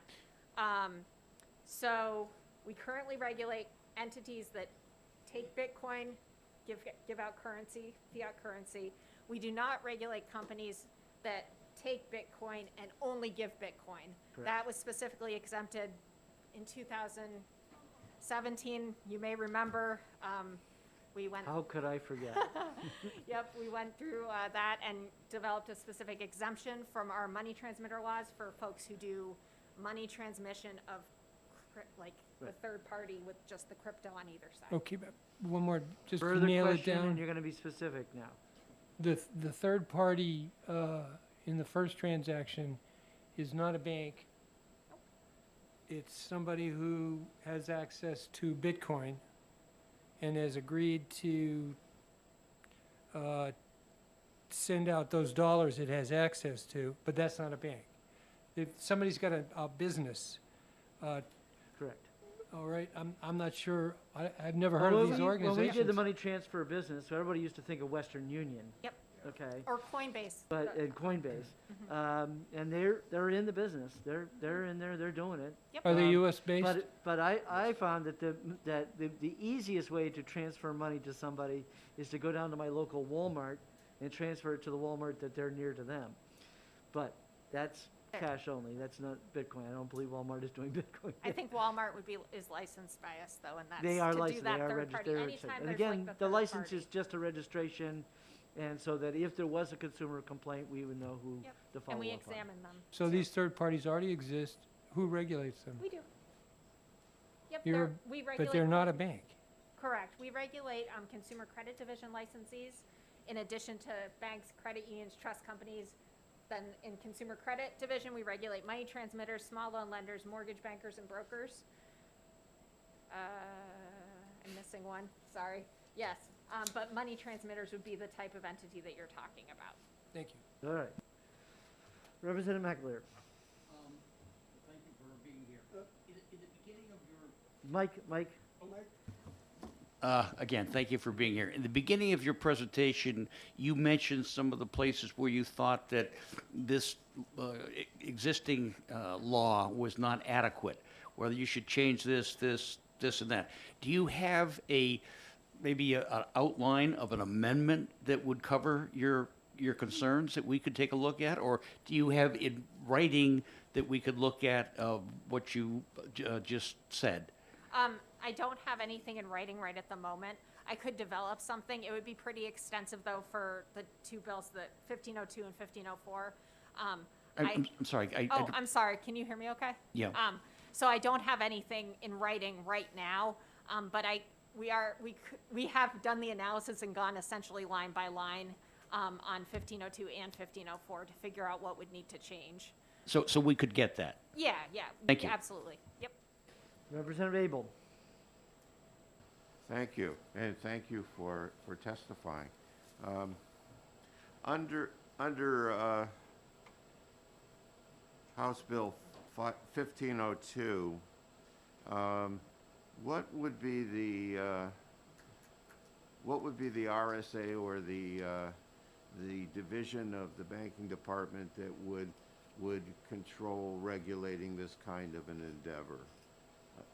Sorry. Go ahead. Didn't mean to cut you off. So we currently, as contemplated by the fiscal note, we don't, if you're talking about the three bills kind of working together to create a new regulatory regime, we do not currently have a division that could absorb this type of work. That's why we put in the fiscal note that we would basically need to establish a new division, create all the training, get the exam program up and running. It would be quite the endeavor because we don't have a place to put this right now. Okay, Great, thank you very much. Thank you. No, you're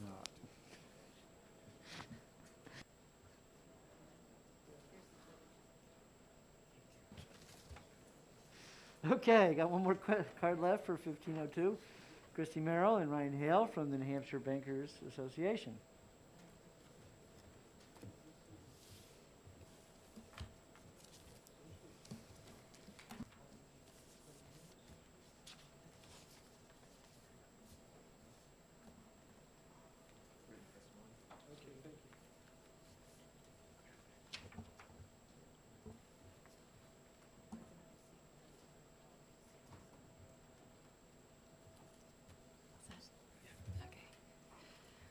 Good afternoon, Chairman Hunt and honorable members of the House Commerce and Consumer Affairs Committee.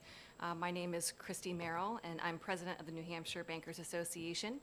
And with me today is also Ryan Hale, VP Government Relations for the New Hampshire Bankers. We represent 38 member banks, which employ nearly 6,000 employees, and we are here today to provide testimony opposing House Bill 1502. We understand what it is that the sponsor is trying to do, and we're very appreciative of that. You know, in a world that is becoming more reliant on digital transactions, this is an area that our members are very interested in, and we think they would benefit from additional regulation. Our major concerns with the legislation are really because it amends the Uniform Commercial Code. I know that's been talked about a little bit, and specifically Article 9, outside of the Uniform Law Commission. And in doing so, we believe it undermines the uniformity that is really central to the Uniform Commercial Code. The Uniform Law Commission, and I apologize if you're already aware, but for those who are not, they have a long history of working to ensure commercial transactions are treated with uniformity among the various states. The Uniform Law Commission has been working over the past couple of years specifically to address emerging technologies, including how digital assets are treated, to ensure the laws governing these assets are reliable and predictable across jurisdictions. They have a working group currently with over 20 members. They each represent various states to create a new Article 12 to address this. They have told us they're expecting to wrap up their work later this year, and they've released an initial draft which is grounded in their expertise in this complicated and evolving area. I've included, along with my testimony, a memo from the ULC that outlines the work they're doing, and they also very specifically address the concerns with House Bill 1502, and I can in no way explain it better than they do, so I would encourage you to take a look at that. We also have other information for you about the Uniform Law Commission. The UCC has been adopted in uniformity in nearly every state, and it's incredibly important to the business of banking by providing clarity around the different types of transactions and services offered by banks, and that also includes commercial lending. It defines how security interests can be granted, perfected, and transferred in property for lenders. Article 9 identifies and differentiates types of collateral and provides a definition for the different types of assets. And making changes outside of that well-vetted process on an ad hoc basis will create confusion. And we're concerned it has the potential to invite cross-jurisdiction litigation due to the inconsistencies in the different states. So we are of the opinion that the changes to the UCC should not occur outside of the framework that they've established. To us, the ULC is vitally important by providing clear and consistent rules and procedures across the country to ensure uniformity across all 50 states. But at the same time, they look at each state's unique environment. They have commissioners from every state that have a voice in the process, and that includes New Hampshire. I think we've included this for you, but over the years, going back to 1909, New Hampshire has adopted 102 of their uniform acts. And so we've got that information for you. Again, we appreciate what it is that the sponsor is trying to do, but we would ask that the committee hold off on passing this bill and wait for the ULC to complete their work, which is coming, as we've said, and we would ask for you all to vote interim study or an expedient to legislate. And with that, we will attempt to answer any questions you may have.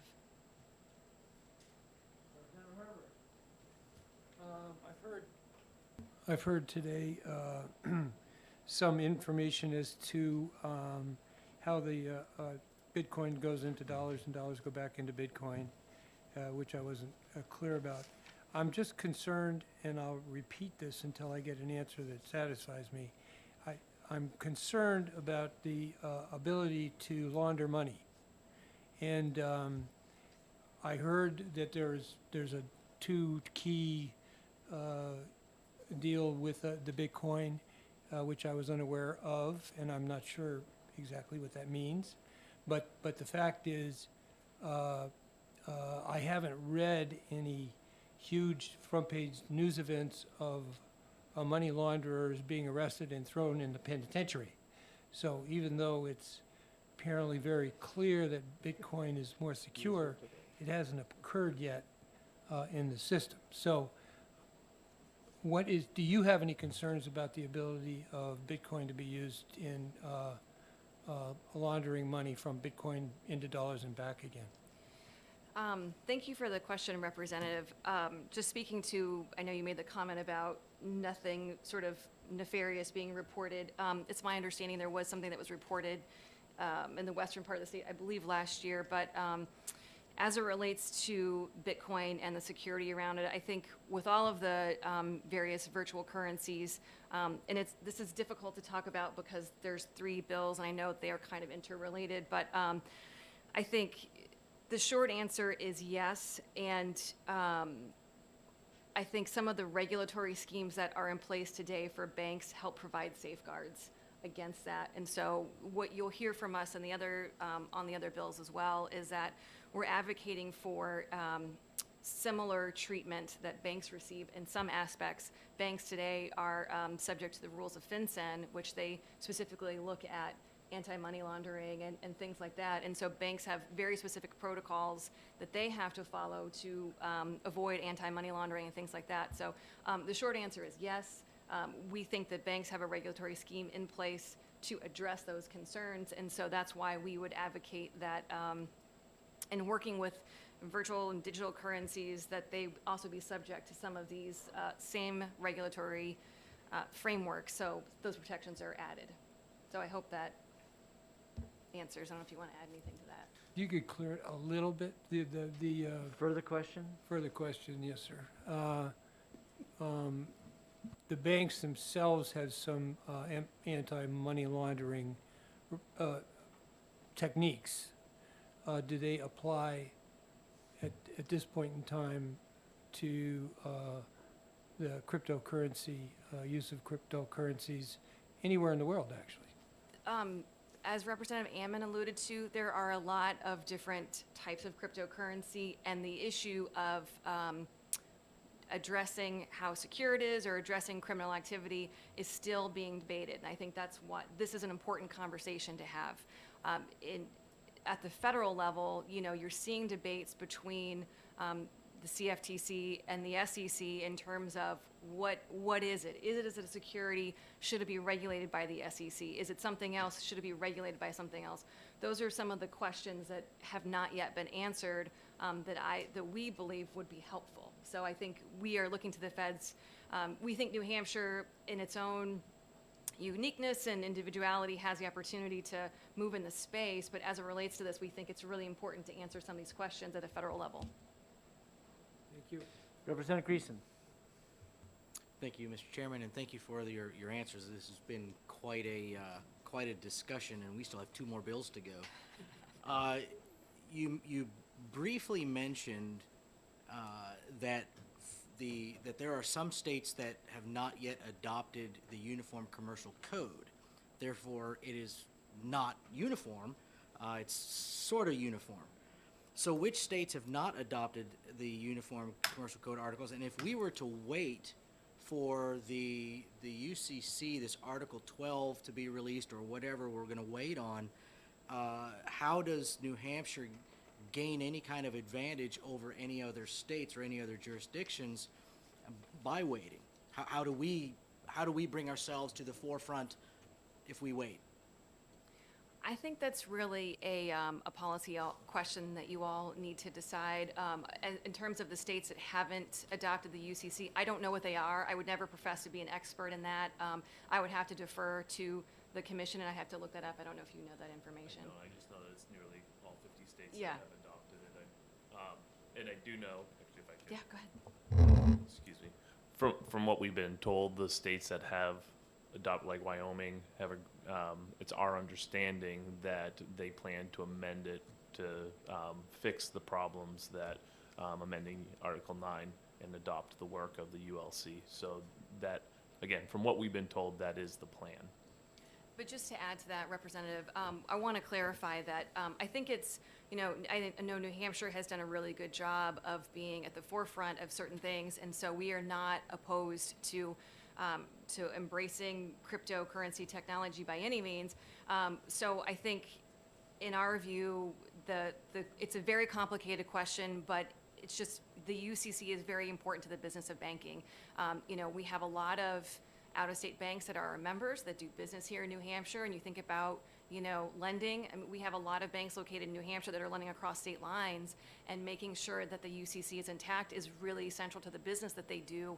And if New Hampshire decides to adopt something outside of that, I think there really could be some confusion between what is the standard of the law and how does that apply, and especially if this Article 12 gets adopted later on. So we're not.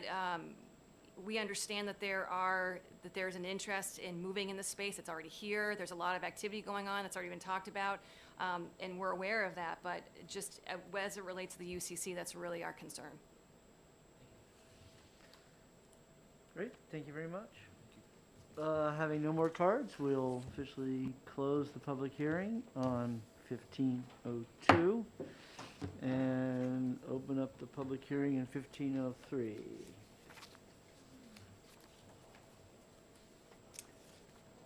In terms of the blue sheet, do we get the, I didn't get the, do we get the blue sheet over here? But in terms of people signing in online, there were 2 support and 28 opposed to 1502.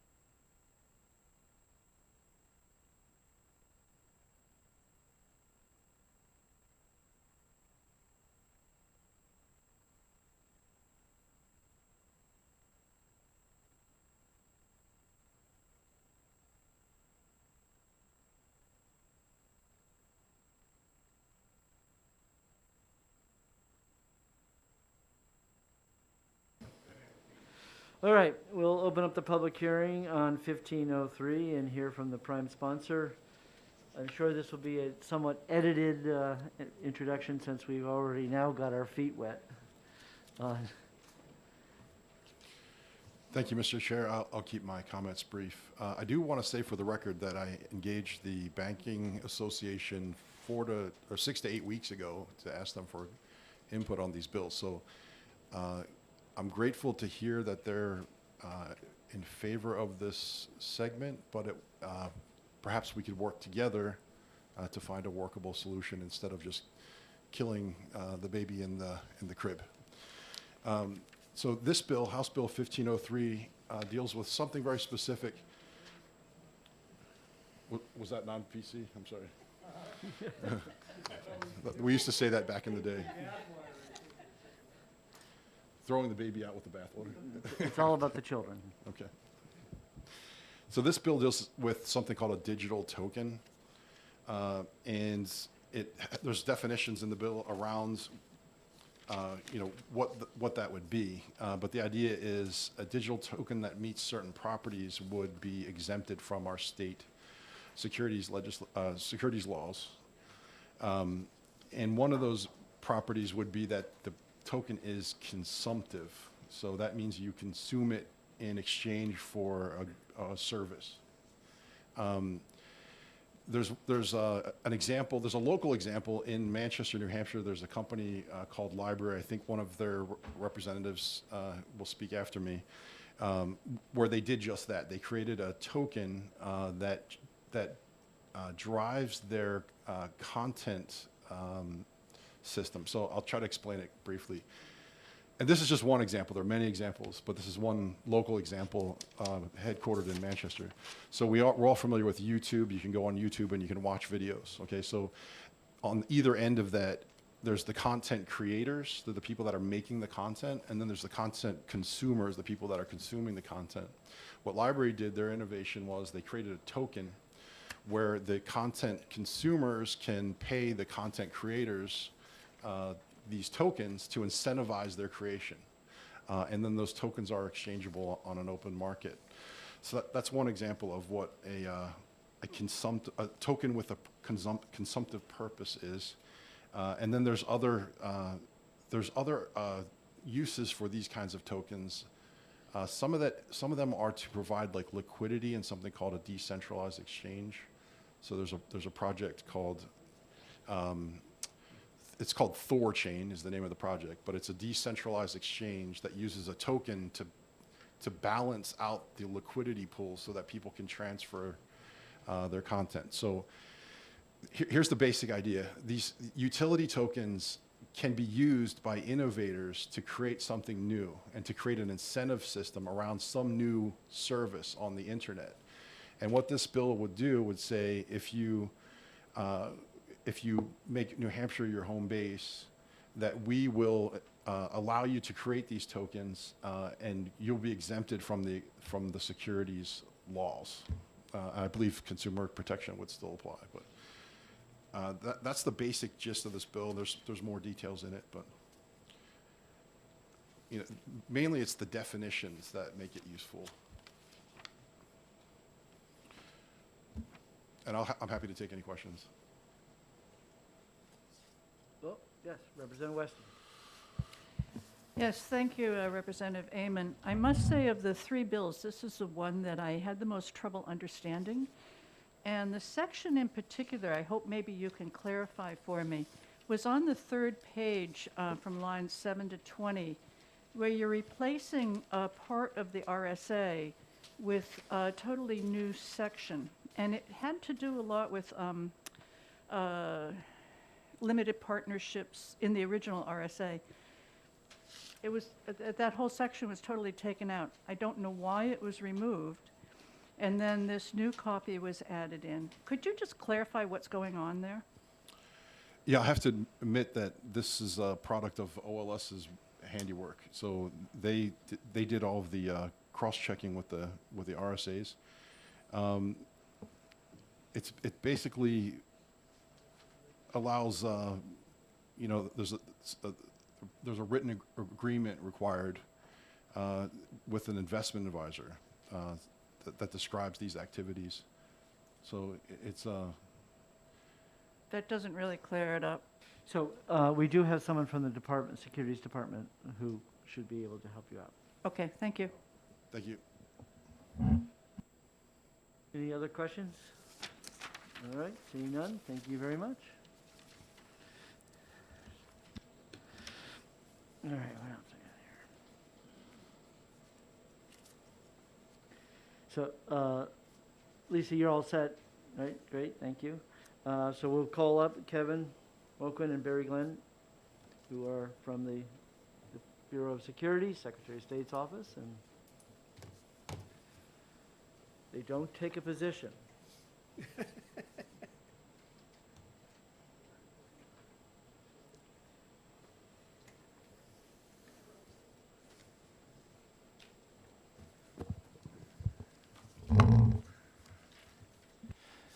Good afternoon, Mr. Chair. Pardon me. My name is Barry Glennon, and I'm the Director of the New Hampshire Bureau of Securities Regulation.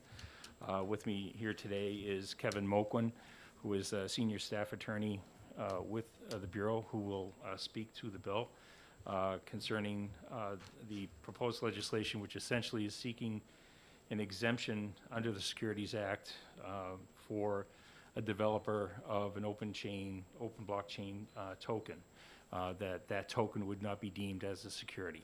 So understanding that there is a complicated piece of legislation, we will certainly try to answer any questions that you have at the conclusion of our testimony. So I turn it over to Attorney Moquin. Thank you. And thank you, Mr. Chair and committee. And as the chairman pointed out, we neither support nor oppose this. It's a very worthy topic for discussion. Cryptocurrency is not going away, as we see with Bitcoin, as we see with Ether, and many other types of cryptocurrencies out there. The sponsor had mentioned that there is a test that's used in terms of whether a particular item that's not a traditional security is still a security, the Howey test. And it's a pretty clear test. It goes back, as was mentioned, to the 1940s. And basically it says that an investment contract is a security when there's an investment of money in a common enterprise with an expectation of profits derived from the efforts of others. And that's essentially what we apply when we're looking at whether something is a security or not, and whether there's been a transaction on a security. And so I'd like to point out at this point, we have had no cases finding any type of cryptocurrency or platform or developer or seller or facilitator in violation of the Securities Act. We haven't had a problem with that. I know I was on the same commission with the chairman looking at cryptocurrencies years ago. We reported that at the time, and we're happy to report that there still has not been any problems. As far as cryptocurrencies or platforms, we have not had any apply to register with us. We have not required any to register with us at this point. So I just want to make that clear from the get-go. So basically, we just have some questions that the committee may want to consider as they look at this bill.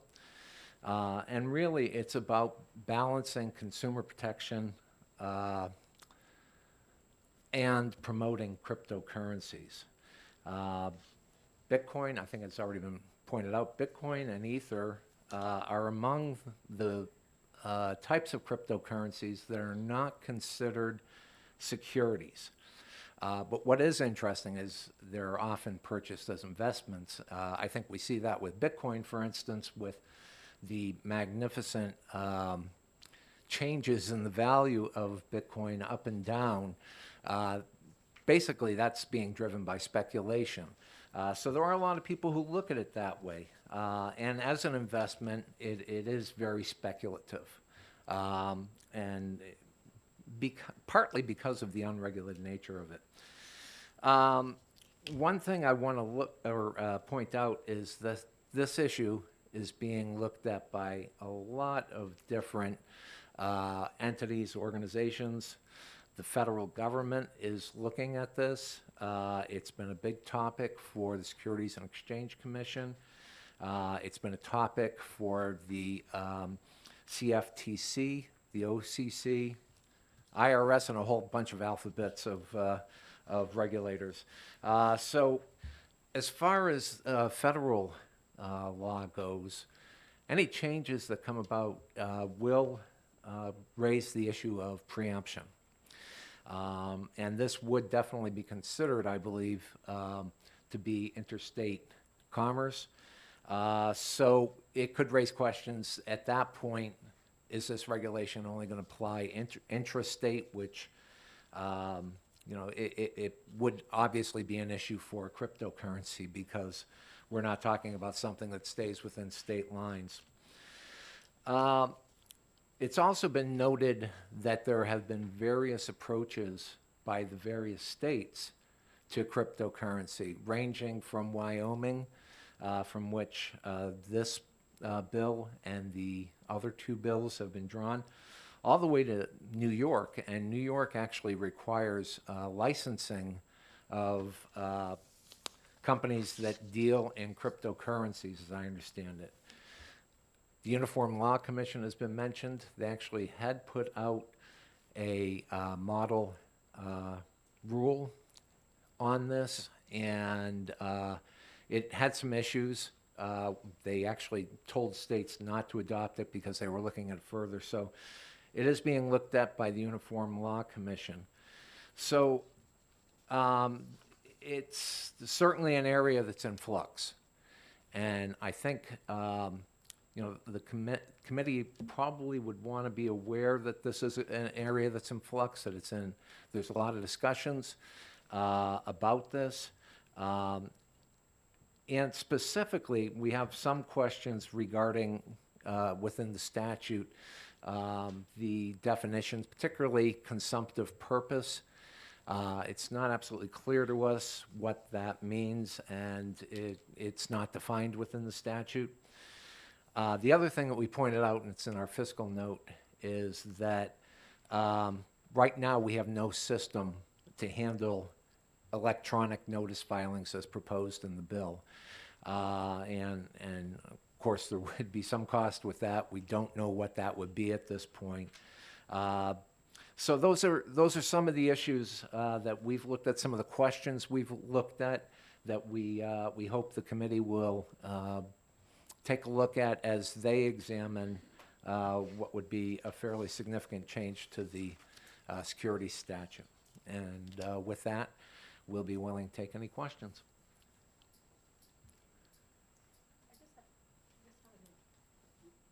I have a question regarding, are you opposed or are you in favor? We are neither opposed nor in favor. Okay, thank you. Just again, want to make the committee aware of some questions around the bill. So my question is any of this activity that's contemplated in here going on now in New Hampshire unregulated? It very well could be, and again, there's been no complaints. There's been no requirements that we've had to, you need to see us to get registered. No investigations of unregistered activity. Any issues we have looked at with regards to cryptocurrencies is using them in the purchase of securities rather than the actual cryptocurrencies themselves. Right. I guess when I first saw the security, the first thing that came up to me was the issue that we actually tax securities, and it's a revenue maker to the state of New Hampshire. But I guess I did want to make sure that this is outside of those bundles that are offered to the public, right? This is because this contemplates a one-to-one exchange interaction between two people, and it's not a prospectus that we are currently taxing. Yeah, sure, go ahead. That is correct, Mr. Chair, to a certain degree. I believe the legislation does require that the issuer or the developer of the token file a registration with the Bureau. However, that they would be exempt under almost all provisions of the Securities Act, but for fraud. So that if there was some fraudulent activity in the course of the activity, the Bureau may have jurisdiction. But I think it is important to point out, as Attorney Moquin mentioned, that a lot of the testimony today, I'm kind of paraphrasing you, but a lot of the testimony today deals with, with the consumptive purpose and how this would be used for the purchase and sale of items. Our concern, certainly with the Bureau, is that if this is being sold for investment purposes and being marketed as such, as an investment, under the Howey test, as Attorney Moken noted, we would, deem, that particular transaction to be a security, and would want to retain, regulatory authority over that, which we would if there's fraudulent conduct. All other matters related to the activity as written here or as deleted in certain sections of the act, would not be there. Well, and I'm glad you brought that up, because obviously that is really the heart of the matter of what this committee should be concerned about, which is fraudulent and consumer protection. And we have I'll use my favorite FRM, and that, oh yeah, we register with securities because of the transaction, but then what actual authority do you have over what was going on when, in terms of if there was some misleading information occurring, and what is your authority, and where, and whereas my attitude is right now, it's all under the, it cannot regulate, you cannot, you would not be protecting them. They would be under the Consumer Protection Act. And my fear, anytime when we have this registration, is that that's the, the camel's nose under the tent of trying to pretend like, oh, I'm regulated, but I'm not really regulated. So when you read this language here, do you see that potential exposure that we had under FRM? I would point out that it's not a full registration that would occur under the statute. It's what's referred to as a notice filing. Registration. Yeah, okay. And essentially what it means is that while we get a notification that this organization is operating, or these individuals are operating in New Hampshire, it's not the same as registration where we would require extra information, where there would be a prospectus that we would go through thoroughly. So, there is that possibility, I guess, that some people could look at this as almost like a stamp of approval that a notice filing has been made. And right now, I guess, to some extent, the caveat emptor applies. At this point, if we were to adopt this, there would be that notice filing that we have, but it could be taken by some people that this gives us some type of authority that we really don't have. The only authority being to pursue fraud when we're made aware of it. Right, well, that's the question. So at this point, if the fraud were to occur, you would be referring them to the Attorney General's office, or would you actually, I mean, I think about how some securities, when you join the trust department, they send you the big notices that you keep getting all the time that this is fluctuated, it's not secured by the FDIC, that you could potentially lose everything. All right, that's not going to come with the consumer's not going to get that in this statute, right? Because that's only, that's only when it comes to a prospectus. So in this case, we're just talking about that notification, and someone could be. How do we make sure that notification occurs without the consumer being misled to think that there's somebody overlooking the transaction? Right. Otherwise, notifying them that, like we do right now with the banking department, that has a big, message there, is that no, we aren't insuring anything that goes on here, and if you have a problem, call the AG's office. Right. Yeah, and again, what we would do is, if we saw activity that somebody brought to our attention, we'd apply that Howey test to see whether it involved an investment contract, essentially. Otherwise, it probably would be referred to the Attorney General's office. But I think that is an issue.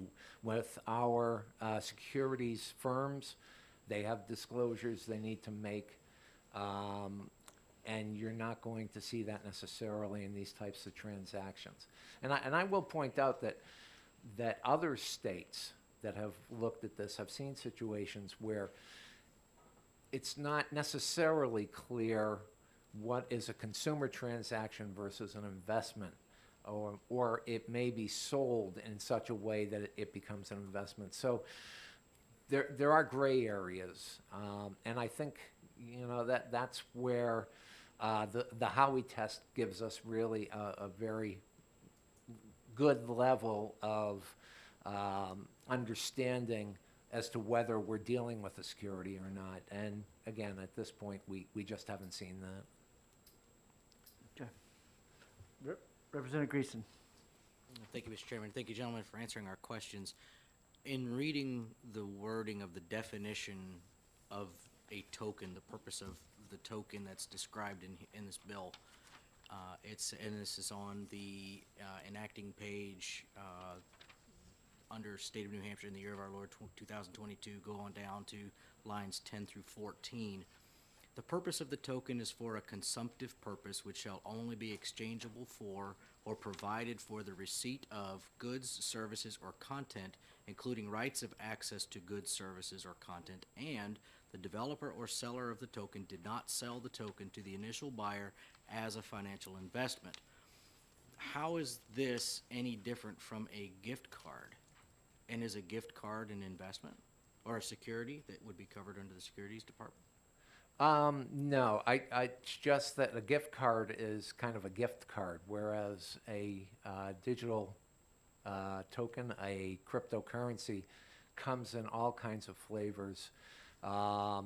So again, and there's probably a way of getting at that because again, as been mentioned, cryptocurrencies are here to stay, and regulators have to deal with that.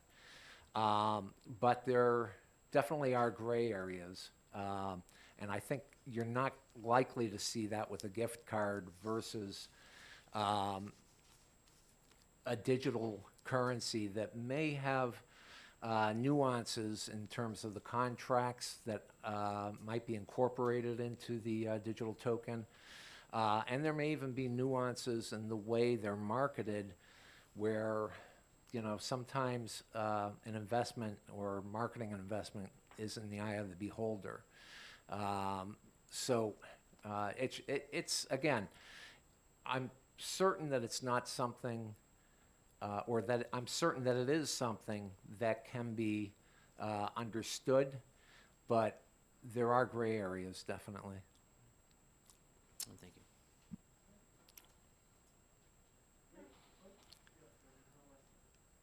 Thank you. I just do have one other thought. Bitcoin has been going up at an enormous rate, you know, since its inception. And I'm wondering, maybe the reason there haven't been any complaints when people invest in Bitcoin is because there haven't been any losses yet. Do you foresee there being more problems once there are losses? Well, I think I've seen some There have laughter been? over here, and I believe there's been a rough ride more recently with Bitcoin. Okay, I stand corrected. We haven't gotten any complaints, and there have been periods where there have been rough rides with Bitcoin. Okay, I wasn't aware of that. Thank you. No problem. Representative Herbert. Simple question, in the future, or maybe, I would like to know, when somebody is, sorry, thanks. When somebody is discussing, giving us information and advice from here, whether or not they are in fact owners of cryptocurrency.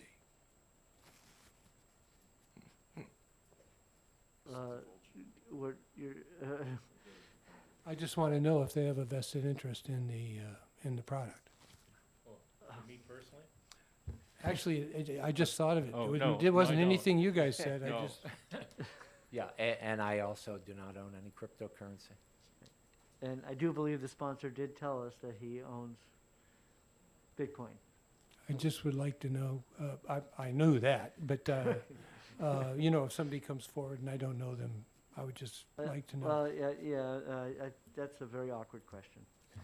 It's like Right, asking anybody who cares about vaccine medication whether you own stock in Pfizer. You know, come on. I mean, we don't ask each other those kind of questions. Pardon me, I didn't hear you. It'd be like when we talk about vaccines, should we ask somebody whether they own stock in Pfizer or Moderna? You know, do you have pharmaceutical stock? If you own pharmaceutical stock, you might have a different attitude about vaccines. That's why you asked the question. No, you don't ask the question. That's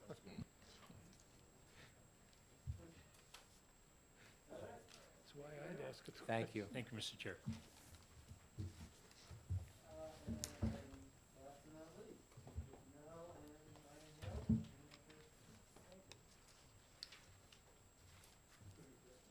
Thank you, Mr. Chair. We're just submitting our testimony in writing.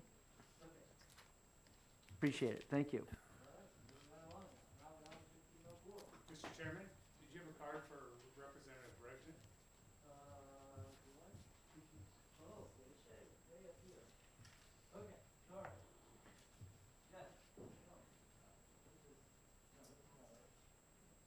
If you could fill out another one.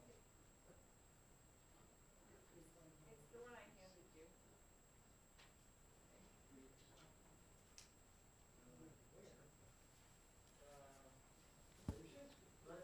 Okay, yeah, all right, sorry.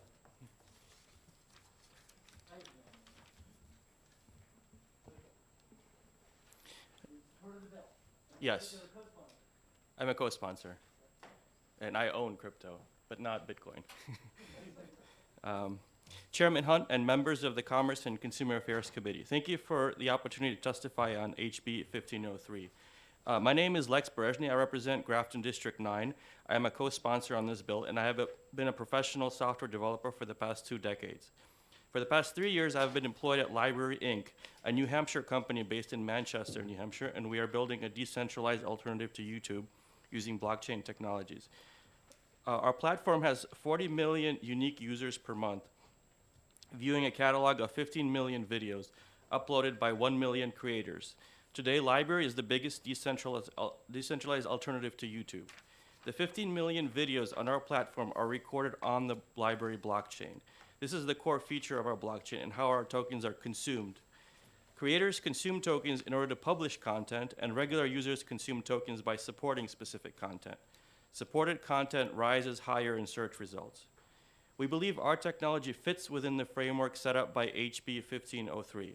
Unfortunately, this bill is not yet law, and even more unfortunate, the federal government does not have a framework in place to regulate a company such as ours. Instead of establishing a legal framework to let us operate in a safe and regulated manner, the federal government, via the Securities and Exchange Commission, has taken a path to squash all innovation in this area.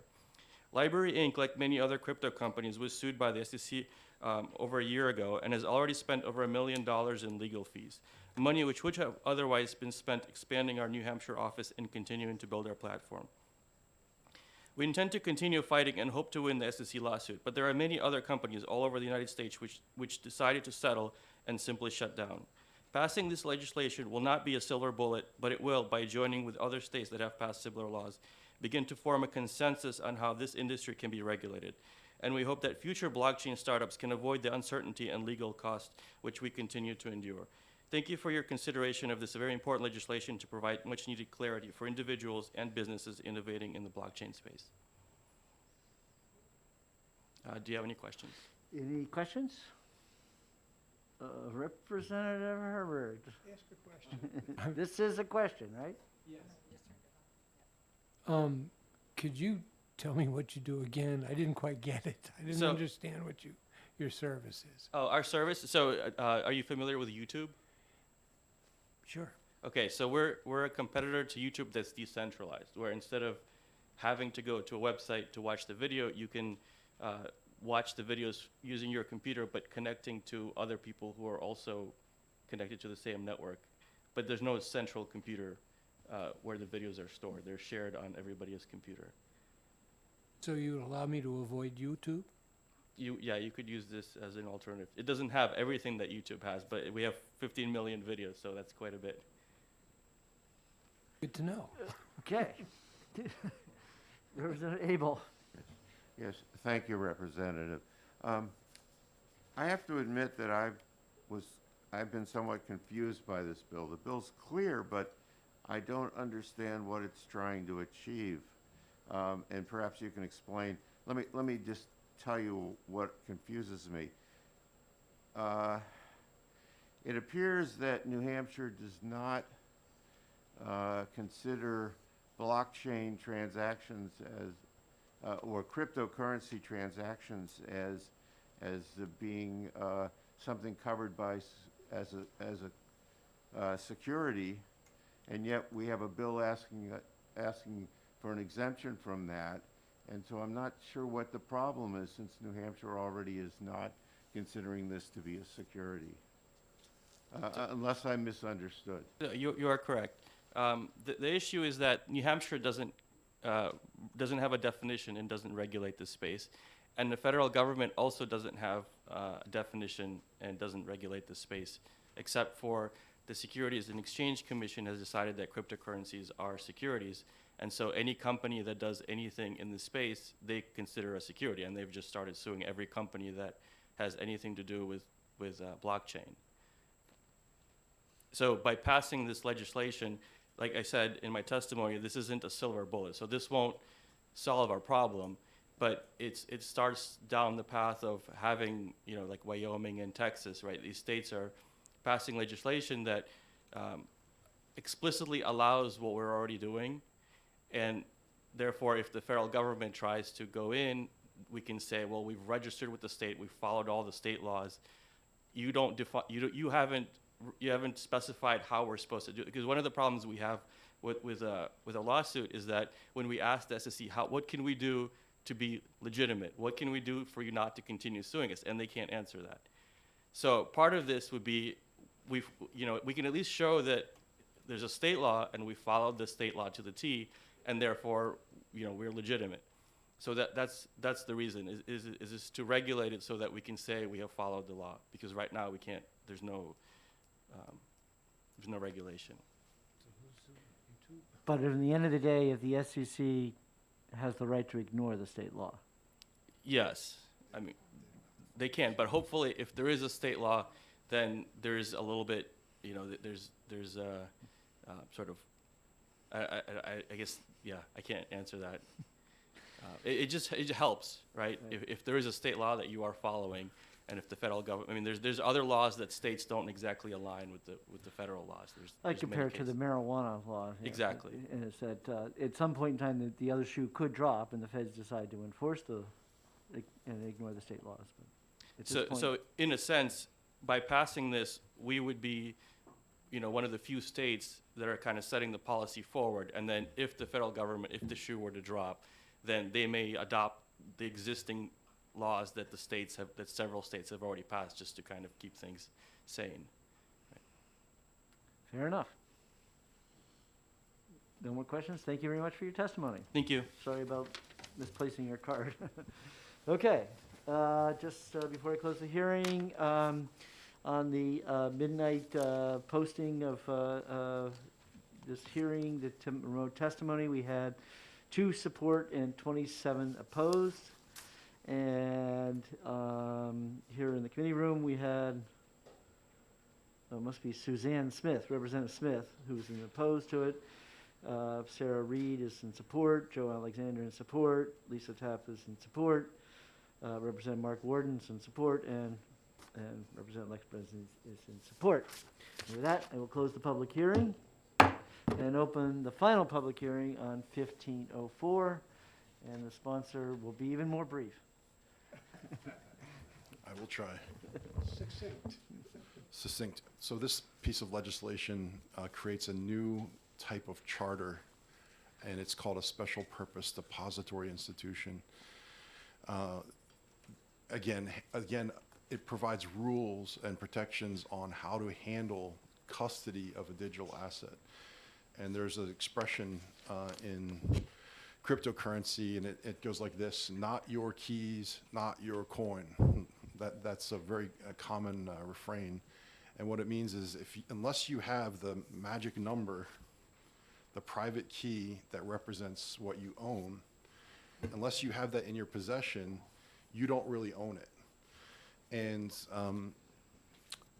not everybody is capable of protecting, of handling the responsibility of managing their digital keys. So that's where these third parties would come in. They would provide the custody. They'd have procedures and practices around securely custodying your digital asset. And so the special purpose depository institution, I think the staffer from the banking department mentioned that Wyoming has 4 of these. They're basically a special kind of bank, and they have 4 of these chartered in Wyoming currently. One of them is one of the, I think, the 3rd largest cryptocurrency exchange in the U.S., which is called Kraken. I believe they're the 3rd largest, and Binance and Coinbase are the 2 other large ones. But the main thing about this bill, and you have to forgive me, I don't have the line memorized, but it has to do with hypothecation. So basically a bank is allowed to take deposits and then lend out some of those deposits, right? Up to a certain fraction. They can, I don't know exactly what the fraction is currently. It might be 7% or something close to that. So you give me $100, I can loan out $93 and charge interest on that. A special purpose depository institution would require 100% reserves. So they're not able to hypothecate their deposits the way that a normal bank does. And the reason for that is because cryptocurrency, it's, some of it's in its infancy, and there are fluctuations in the price, that it would be dangerous. It could provide systemic risk to the system if you let, if you let fractional lending happen on those, based on those deposits. So that's kind of the key idea in this bill. The rest of it has to do with how do you charter a special purpose depository institution? What are the, the hoops that you have to go through to charter it? What happens if you don't live up to your obligations? What kind of recourse does the banking department have to, take control of your institution that isn't behaving correctly? Why would an institution like this be interesting? Why would someone want to create an institution like this? That's kind of a significant question. We're seeing companies that have significant cash reserves take some of that cash and put it into cryptocurrency to protect them from inflation. So that's one thing that's happening. And again, it's volatile over the short time frame, but over a long time frame, it's it goes up and down, but the long time frame is more up than down. So that's why they do it. There's a company called MicroStrategy. They're a software company, and they've invested hundreds of millions of dollars. They've taken their cash reserves, put it into Bitcoin. And so that would be a use case for the special purpose depository institution where they could custody that significant amount of assets for a company like MicroStrategy.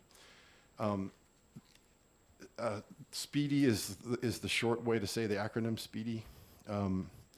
But they perform things like on and off ramps, an asset management support. It could be support for, again, anything with property rights ownership, or that could be tokenized. So it could be real estate, it could be oil field equipment, it could be transportation assets, anything that's non-fungible that can be bundled and stored, the ownership proven by a digital token can be a digital asset that a SPEEDY could custody. Again, this is it's not Beanie Babies. This is like the future of how we prove ownership to each other. And it's going to be done in this digital asset space. And so this would create I think a 4th type of charter, if I'm not incorrect. We would have a bank, credit union, and a trust. This would be an additional type of charter. So with that, I'll take any questions. And we do have some questions. Representative Bartlett. Thank you, Mr. Chair. Thanks again, Representative Emmon. Each of these bills relate to each other, yes? That's correct, yep. So what happens if only part of these bills move forward? Well, we could rectify, like, let's say there's a definition that's not included in one, but is in another, we could rectify that. So, I believe the SPEEDY bill is standalone, but I could be wrong. okay. But it does relate to, there's similar language in this bill as there is in 1502. And if you remember, the fiscal statement for both was the same, so that gives you an indication of that they're structurally similar. But the 1502 applies to the banking industry currently, and this would create sort of a new type of bank that wouldn't be FDIC insured. There's a provision in the bill that requires them to tell the customer that they're not FDIC insured. But they would, they would specialize in custodying a digital asset, all the security that's involved with that, whether it's online security or, maybe there's a fence around the facility where they keep it. Whatever best practices there are in custodying a digital asset, these institutions would be specialists in that. Further question, Meg? Further Thanks very question, much. May inquire. So, I guess I think what we're struggling with, what we're gonna struggle with, and I'm not on the subcommittee, but the subcommittee is gonna struggle with too, is if part of this moves forward to just say, putting a structure in place, but not pulling the trigger, not really allowing it to happen, how does that affect the industry? The industry will go somewhere else. I mean, that's, the industry is going to countries that are being open-minded to this type of thing. So we're competing not only with other countries, but with other states. So, I mean, time is sort of the essence. This, again, Bitcoin was invented 13 years ago. So it's, in internet land, that's a very long time ago, right? But we're getting to the point where everybody's coming to the conclusion that this is here to stay. It's not going away. Do we want to be last to get on board because, what would be left over for us as a state, to, again, attract capital. So this is capital. It's very fluid. It can go anywhere in the world. It can go just like your internet access can. It can go anywhere in the world. And there's a lot of big thinkers in this space. There's a lot of the tech innovation that's happening is happening all around this space. It's if you talk about like an evolution of technology, it's such a rapid evolution in this space, and it's all based on the foundational innovation. So, do we want to attract the capital? Do we want to attract the intellect? Do we want our universities to be in an area where this is attractive to that kind of talent? So. Thank you. Does that answer your question? Representative Herbert, turn your mic on, please. So these organizations will be 100% reserved in terms of the Bitcoin. Am I right? Yeah, Bitcoin or whatever digital asset you're talking about. It could be dollars, it could be whatever. Not dollars. I believe it can be gold or silver, physical gold or silver, but I don't think that this is being used that way in places where it's adopted. Okay. I just mentioned, the way you just explained it to me, that's 100% reserves on the Bitcoin, not the other things. They would have to keep 100% reserve on the deposit. On the Bitcoin deposit. Right, digital asset. Digital like asset. the generic term for that, yeah. So, I'm curious as to the tax consequences. So if somebody has an account, a Bitcoin account, and then they put some 100 acres of property into that account, and then they decide to sell it. Normally, there would be a purchase price and then a tax that would trigger a taxable event. So I'm just curious how that works under this system. Well, anytime you sell digital currency or asset, digital asset, it would trigger a capital gains tax. So short-term or long-term, depending on how long you hold it. So I think that would be the answer, that it would trigger. No, I don't have a problem with the currency part. I'm talking about the hard assets. The hard asset. So that's, I think, tying the digital token to a physical asset. Is that what you're talking about? Yeah, I think so. I think that's coming. It's not quite here yet, but in certain industries, they're using it like to track, livestock, for instance. But down the road, you could see that your house that you live in, you could prove ownership with that digital token, and it's stored on the blockchain that no one can change. So we're not quite there yet, I think, would be the right answer. Okay, thanks. Well, I guess the question is he's saying is, if the transaction was all done in cryptocurrency, how can there be a capital gains if it was never transferred into dollars? I think it's on the honor system. like, Bingo. Everywhere, right. But again, this is about custodying the digital asset. This is what this institution would do. That they would securely, they would be like the Brinks vault for a digital asset. Right? Well, but if we're going to compare it to a stock that you're holding, the stock is going to pay a dividend. But that can happen in crypto too. And so when that Yep. dividend's getting paid, it's got to be recorded. And if it's paid in crypto, then you're going to have to translate it for dollars for tax purposes. It's on the honor system currently, but I mentioned different consensus mechanisms earlier. Proof of stake, you get rewarded for taking some crypto and kind of encumbering it for a period of time, and then you'll get rewards, sort of like a dividend. So that's happening already. Right. So, But I think where his question is coming Yeah. from is his concern is that it create, even though you're talking about an honor system, that I think there was a lot of people who believe the reason this technology exists and the reason it's occurring is that people want to avoid taxation, that they wanted to be out of dollars, they wanted to be in this other world that the government couldn't get its paws on and tax it. you could do that if you wanted to, but anytime there's an on-ramp or an off-ramp to a fiat currency, that's where the government can control who's doing what, and that seems to be,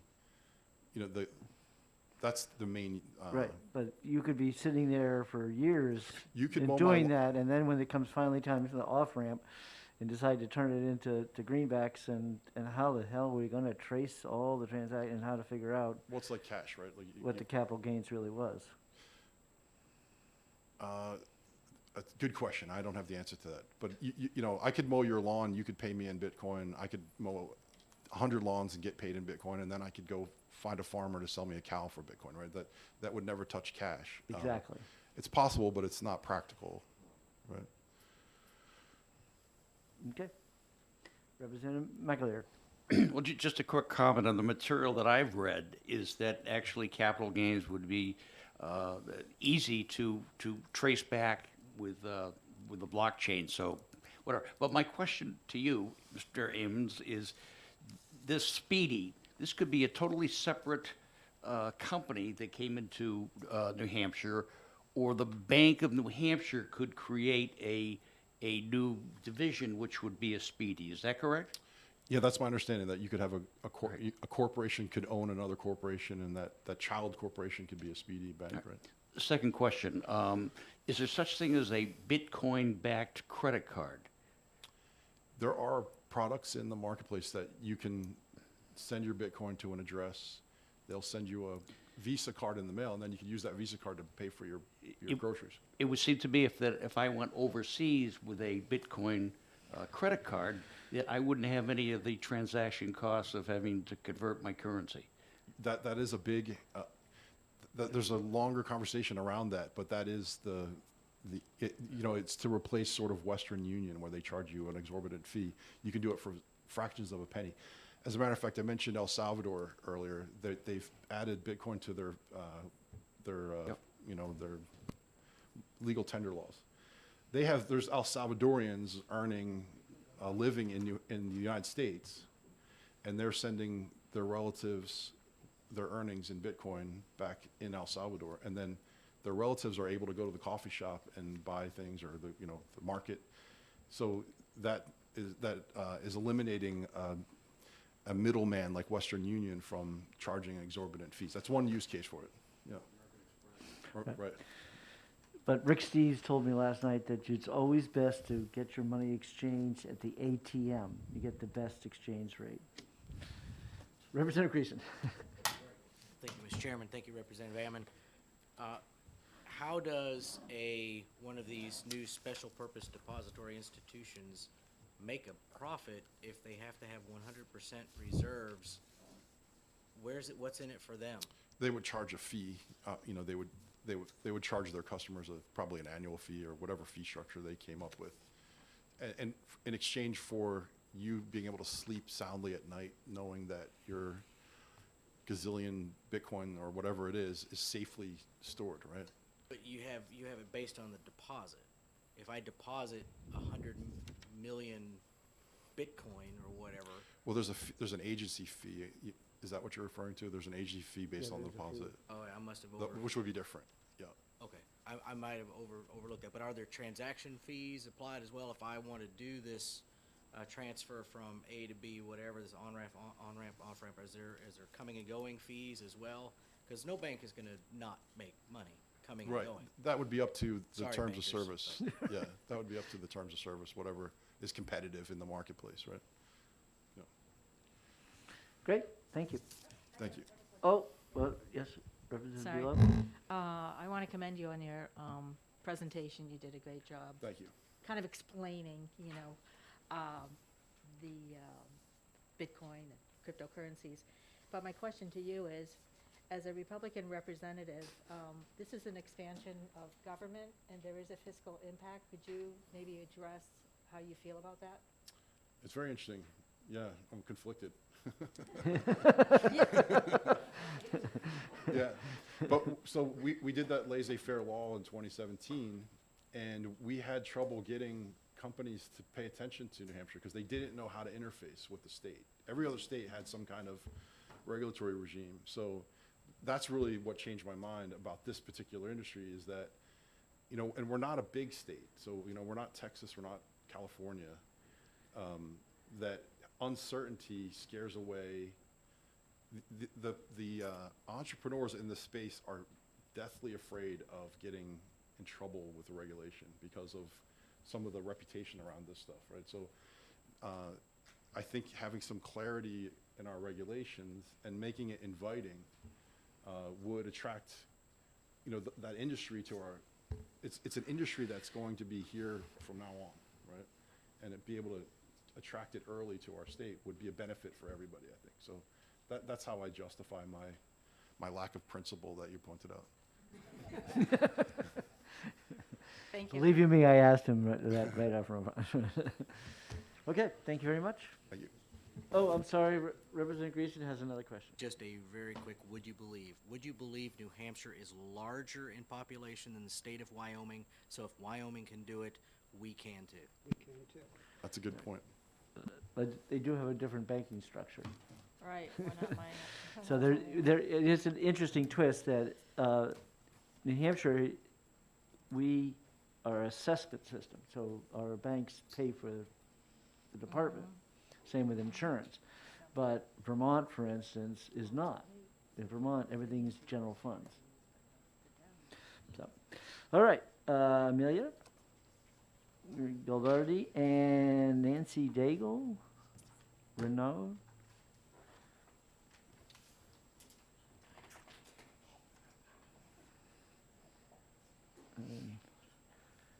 What do we think about creating a new department, a new division?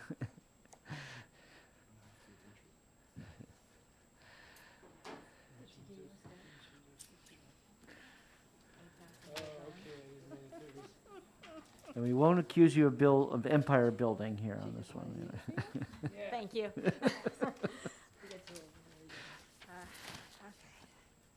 Good afternoon. Again, my name is Amelia Galdieri, and I'm the Deputy Commissioner for the New Hampshire Banking Department. With me is Nancy Daigle-Renaud. She is the Director of Trust Supervision at the Banking Department. Thank you for taking our testimony today.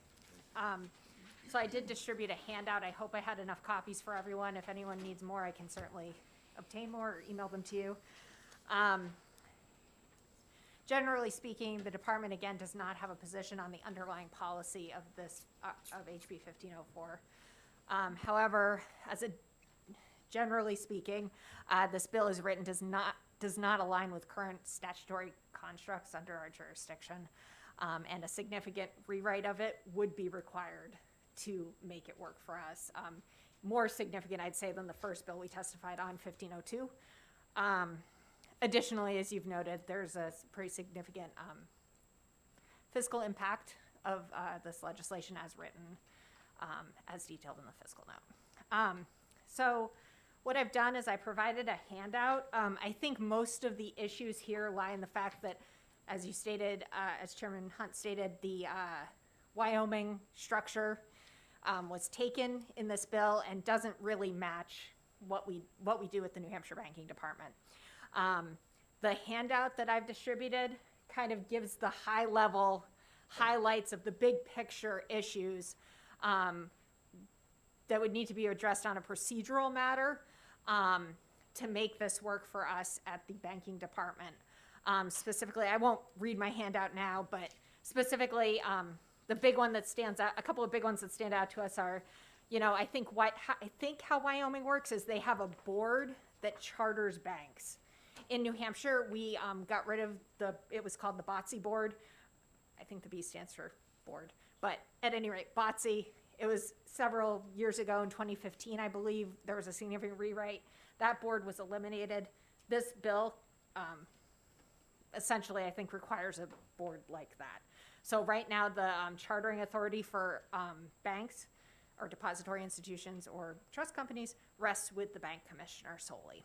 So that's kind of one big picture thing.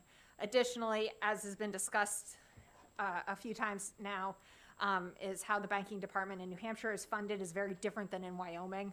So any reference to funding in this bill, whether it's like taking fees or examination costs, that would all need to be reworked to match how we are currently funded at the banking department. Let's see, I'm trying to kind of summarize these because I know we've been here for a while. Another big picture issue is there's safety and soundness provisions in our law that govern how chartered institutions operate and what we examine for. Those are pretty clear, particularly in our trust company laws. They don't line up. I mean, there might be some overlap, but we find that the ones that we have work best for us in New Hampshire. So we would need to really look carefully at those provisions. Also, our provisions are very consistent with federal law because for banks, we go in and regulate banks with our federal counterparts.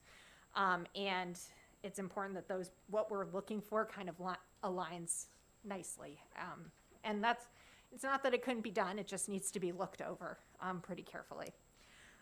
So that's kind of the big picture things in my handout.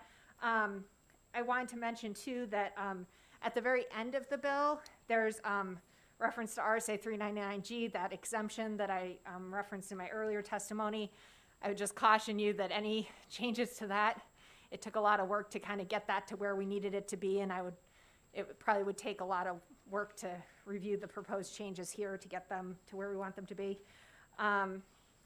A couple of other like little nuances, just to, you know, I don't want to go line by line through the bill and point out all like the issues, but you could. There's almost every line would probably need to be changed a little bit. And it's not to say that it couldn't be done, it would just need some work. Some big ones that stand out of those kind of needly nuanced things, putting aside the big procedural things.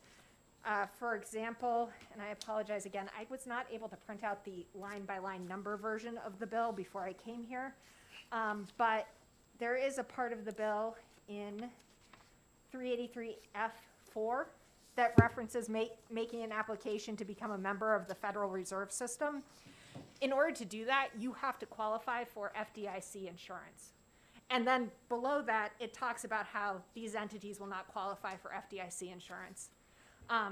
Just you know, you can work through that problem. It would just need some time to be Well, worked how through. did Wyoming work through it? I don't know. I don't know exactly because I haven't gone through this line by line with Wyoming. Right. Okay. And it could be that none of their institutions are interested in that provision because it's an optional provision. You know, it doesn't. They're not required. It's just enabling theoretically. Yeah. So it could be that the 4 that are in Wyoming aren't interested in that. But you know, it is a nuance that you have to be aware of. Let's see, some other issues. So I also wanted to address currently under current law, the New Hampshire Banking Department has 2 charter types, a state bank and a credit union. Underneath a state bank, there are 3 flavors of state banks. There's a depository bank, there's a trust company, a non-depository trust company, and then there's a family trust company, a private family trust company. So I would assume that you would want to put this somehow under the umbrella of a state bank to make it work, but that needs to be reconciled with the bill currently. Now, what's it contemplate now? It seems to contemplate, Yeah, seems to contemplate a separate standalone charter type. okay. Maybe that's appropriate, but I frankly, I think that is. yeah, I mean, I don't want anybody to be confused that they're a bank. So Okay. I would almost change, you know. so you the- might want to, yeah. I would almost require that they write SD in As their its own name. thing. In their name, Yep. almost. Yeah, and I think that to the extent this interplays with 1502, that references just a bank, you might want to you just got to be mindful of all these bank We references. don't like that word. We don't want anybody to think they're a bank. Yeah, yeah. So, again, it's just a nuance that would need to be contemplated. So I could keep going with issues, but I'm happy to answer any questions you may have. So Certainly, we're How long interested. will it take you to make it work? Well, we'd have to go, like I said, if you could see my notes on this, it's almost every chunk needs something, changing a little bit. You know, it's not unworkable. Certainly Wyoming doesn't, and we have a good relationship with Wyoming and can talk to them and kind of work through some of these issues, but some of it is just fundamentally, Wyoming just runs differently than New Hampshire. So it would take some pretty significant work. I am shocked about the 91A piece here. the Oh, last yeah, I paragraph. That is didn't even get to that. unbelievable. Yeah, yeah, that's an issue that needs to be thought about. Wyoming did that, right? Wyoming says it has the. Did they? See, I haven't gone line by line and compared. So a lot of this you haven't really seen what's their actual statute. Well, I haven't lined it up one for one. We've talked to Wyoming in pretty broad terms about it. Right. But in terms of really going line by line, I don't know. And I don't know what their policy considerations were if they did make that call.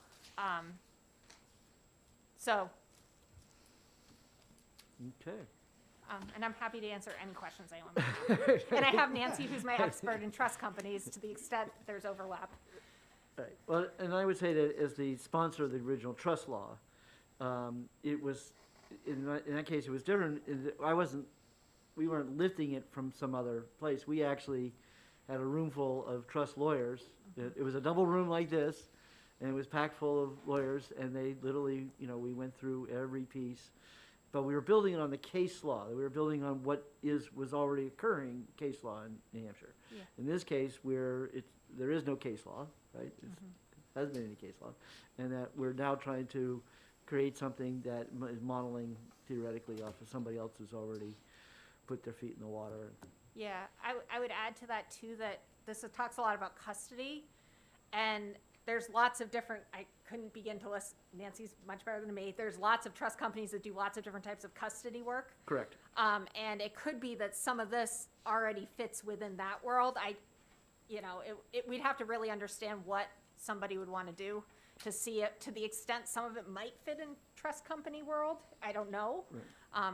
But that's another discussion that could be had with more detail. Great. Any questions from the committee members? I guess they finally got it all figured out now. Yeah, or I stumped them. Sorry. All right, well, good job. Thank you. Thank you.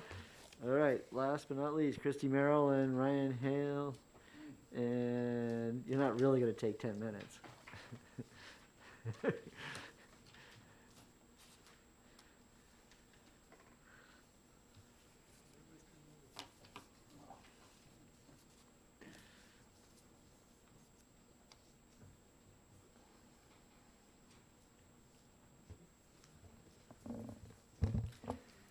Good afternoon again. Thank you, Mr. Chairman and honorable members of the House Commerce Committee. I will try to go quickly. We also have a lot to say on this. I'm Christy Merrill, President of New Hampshire Bankers Association, and with me is Ryan Hale. Even though this legislation, it doesn't say it expressly, our understanding is that it's designed to allow institutions to hold and transfer virtual currencies, including crypto and digital assets. As I've said earlier, given the increasingly digital nature of our transactions, a lot of our banks are open to and interested in digital assets and crypto, and they ultimately would like the option to partner with companies working in this space and also to increase their digital offerings.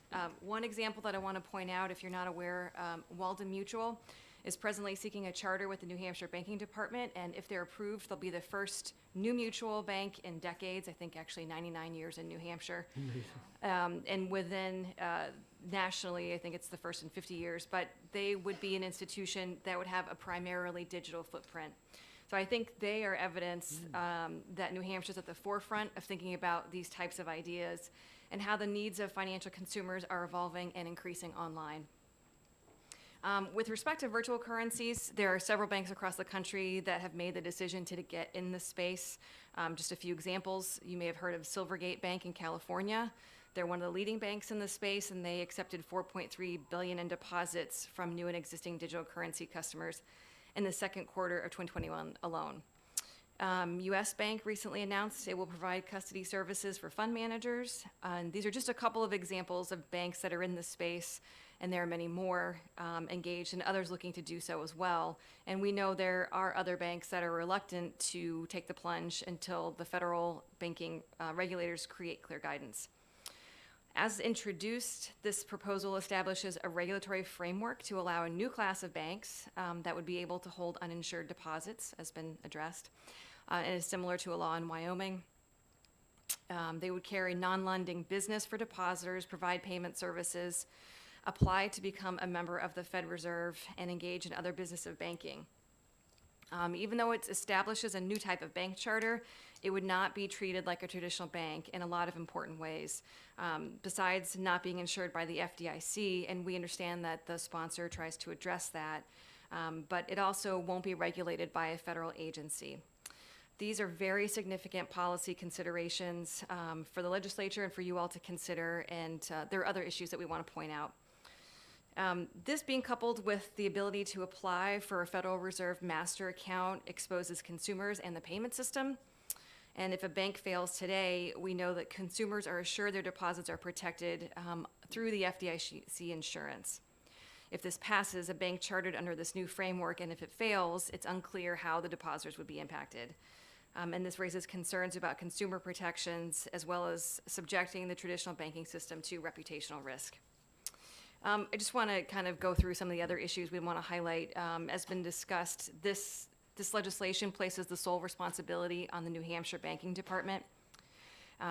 There's been some discussion about the fiscal note. This will put a tremendous amount of pressure on them, and like a lot of other New Hampshire businesses, they're having their own workforce issues. It's very difficult to hire right now.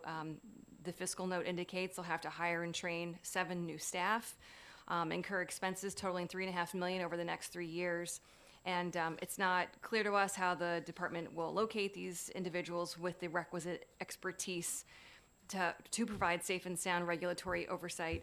And just an example of this, in the department's review of these new applications, one of the criteria that the department has to evaluate is the adequacy and plausibility of the business plan of the special purpose depository institution.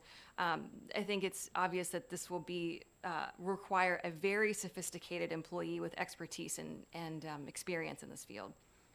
Our next issue we want to highlight has to do with supervision, as also been mentioned, but when it comes to safety and soundness, a New Hampshire chartered bank, they're examined every 18 months on a rotational basis by the New Hampshire Banking Department and the FDIC or the Federal Reserve. Under this legislation, it's left to the banking department to establish rules on the frequency. That's concerning to us. We think it should be a matter of policy to set the schedule for what the supervision would be. And we would advocate that it should be at least every 18 months. And given the risk profile of these novel technologies, ongoing may be appropriate for a period of time, given how fast this area is evolving. Another issue we want to raise has to do with public reporting. Banks and credit unions today, they have to provide quarterly reports that are known, they report condition and income, they're known as call reports. So given the risk profile of these new technologies, we would request that there be some type of scheduled public disclosure of audited financial statements. Moving on to the financial impact to the depository banks, there's been some discussion about how the banking department is funded, and we recognize that it does create a new accounting unit that supervises the speedy charters. But it does explicitly say that the application fee is limited to the cost of the department's review. And so we would just ask the question where the funding to set this up would come from. And practically speaking, with just a large fiscal note and the impact of the department, will New Hampshire charter banks have to pay to help set this up? Because that would be a concern of ours. We also just want to point out the effective date of July 1. I'm sorry, is my time up? Is that what? No, I got it. Oh, okay. Okay, sorry about that. With the effective date of July 1, 2022, that is concerning, and we're not sure how the department would be able to staff up in time before new charters start coming in. It's our understanding in Wyoming, just a few months after this became law, they started receiving applications. So I think ultimately a question for us is why this legislation is needed. It appears that this would create a new type of bank that does not have the oversight of federal regulators, but would have access to the Fed Reserve. As has been mentioned, there have been 4 charters approved, speedy charters in Wyoming, and their law allows that, but the Kansas City Fed has yet to respond to those applications. And I believe actually Chairman Powell commented on this just yesterday before the Senate Banking Committee regarding questions on where the Fed is on granting access. They've said that it's going to be coming soon. They issued a notice of proposed rulemaking a year ago, and I think their goal is to really create uniform standards in terms of how that access is granted. And the purpose is to create a consistent and transparent approach to be used by all the reserve banks. They don't have final rules out yet, is my understanding. We do want to point out that there's a lot of movement here on the federal level. Last November, the Fed, the FDIC, and the OCC, they issued a joint statement on crypto asset policy sprint initiative and the next steps. And their whole goal was to address the rapidly evolving technology, and they plan to look at how banks can safely offer and expand their crypto offerings. In their review, they put time and resources into looking at these issues, and their initial conclusion was that they needed more time. They've outlined their work and what is expected to cover in 2022, and we've included that for you all to take a look at. So just kind of the last point that we want to raise with you all is the unlevel playing field. I think there's a concern that, we have banks that continue to move in New Hampshire, and that speaks well about New Hampshire's economy. And, our banks are very used to competition. They don't shy away from that. And our members are good corporate citizens, and they take their commitment to supporting their communities and the nonprofits seriously. You all have probably heard from us before on other legislation that the regulatory challenges and the burdens on community banks have definitely contributed to the increased trend of mergers and acquisitions, and along with fewer banks being created. So this type of charter, we believe, would result in tipping the scales against community banks and would create an unlevel playing field. We don't believe that cryptocurrency is going away anytime soon, and the digitization of transactions will only continue to rise, including in banking. And our banks are working to make progress in this space and meet the demands of their customers as they continue to evolve, but we don't believe this is the way to move it forward. So for all these reasons, we are in opposition, and we would ask for an expedient to legislate, and we're happy to try to answer any questions.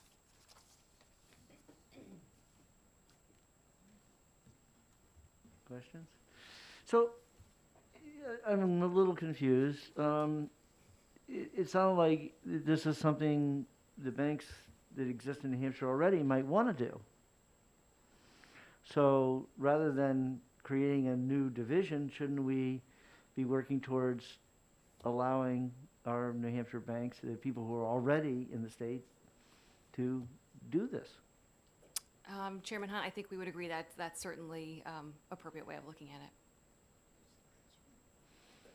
it. Okay, well, guess we'll have to make that happen, huh? Any other questions from the committee? No? I guess we're all set. Thank you. Let's see, so do I have the right bill? No, where's my blue sheets.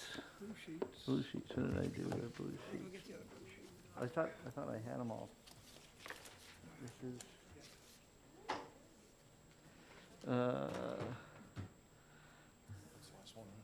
That's it. All right, we're just waiting for the blue sheet, that's not it, I know. Well, maybe I got it here. Yeah, all right, there it was. I think it got lost in the pile here. 1504, all right. So we had one support and 34 opposed to the bill electronically. And then pretty much the same, Suzanne Smith, Representative Smith is opposed, Representative Alexander and Representative Warden are in support, and Lisa Tapp is also in support. And with that, I will close the public hearing. I have scheduled the subcommittee for this bill. It will be on Wednesday, the 26th, and I think it's going to be at 10:15 a.m. And with that, we're done.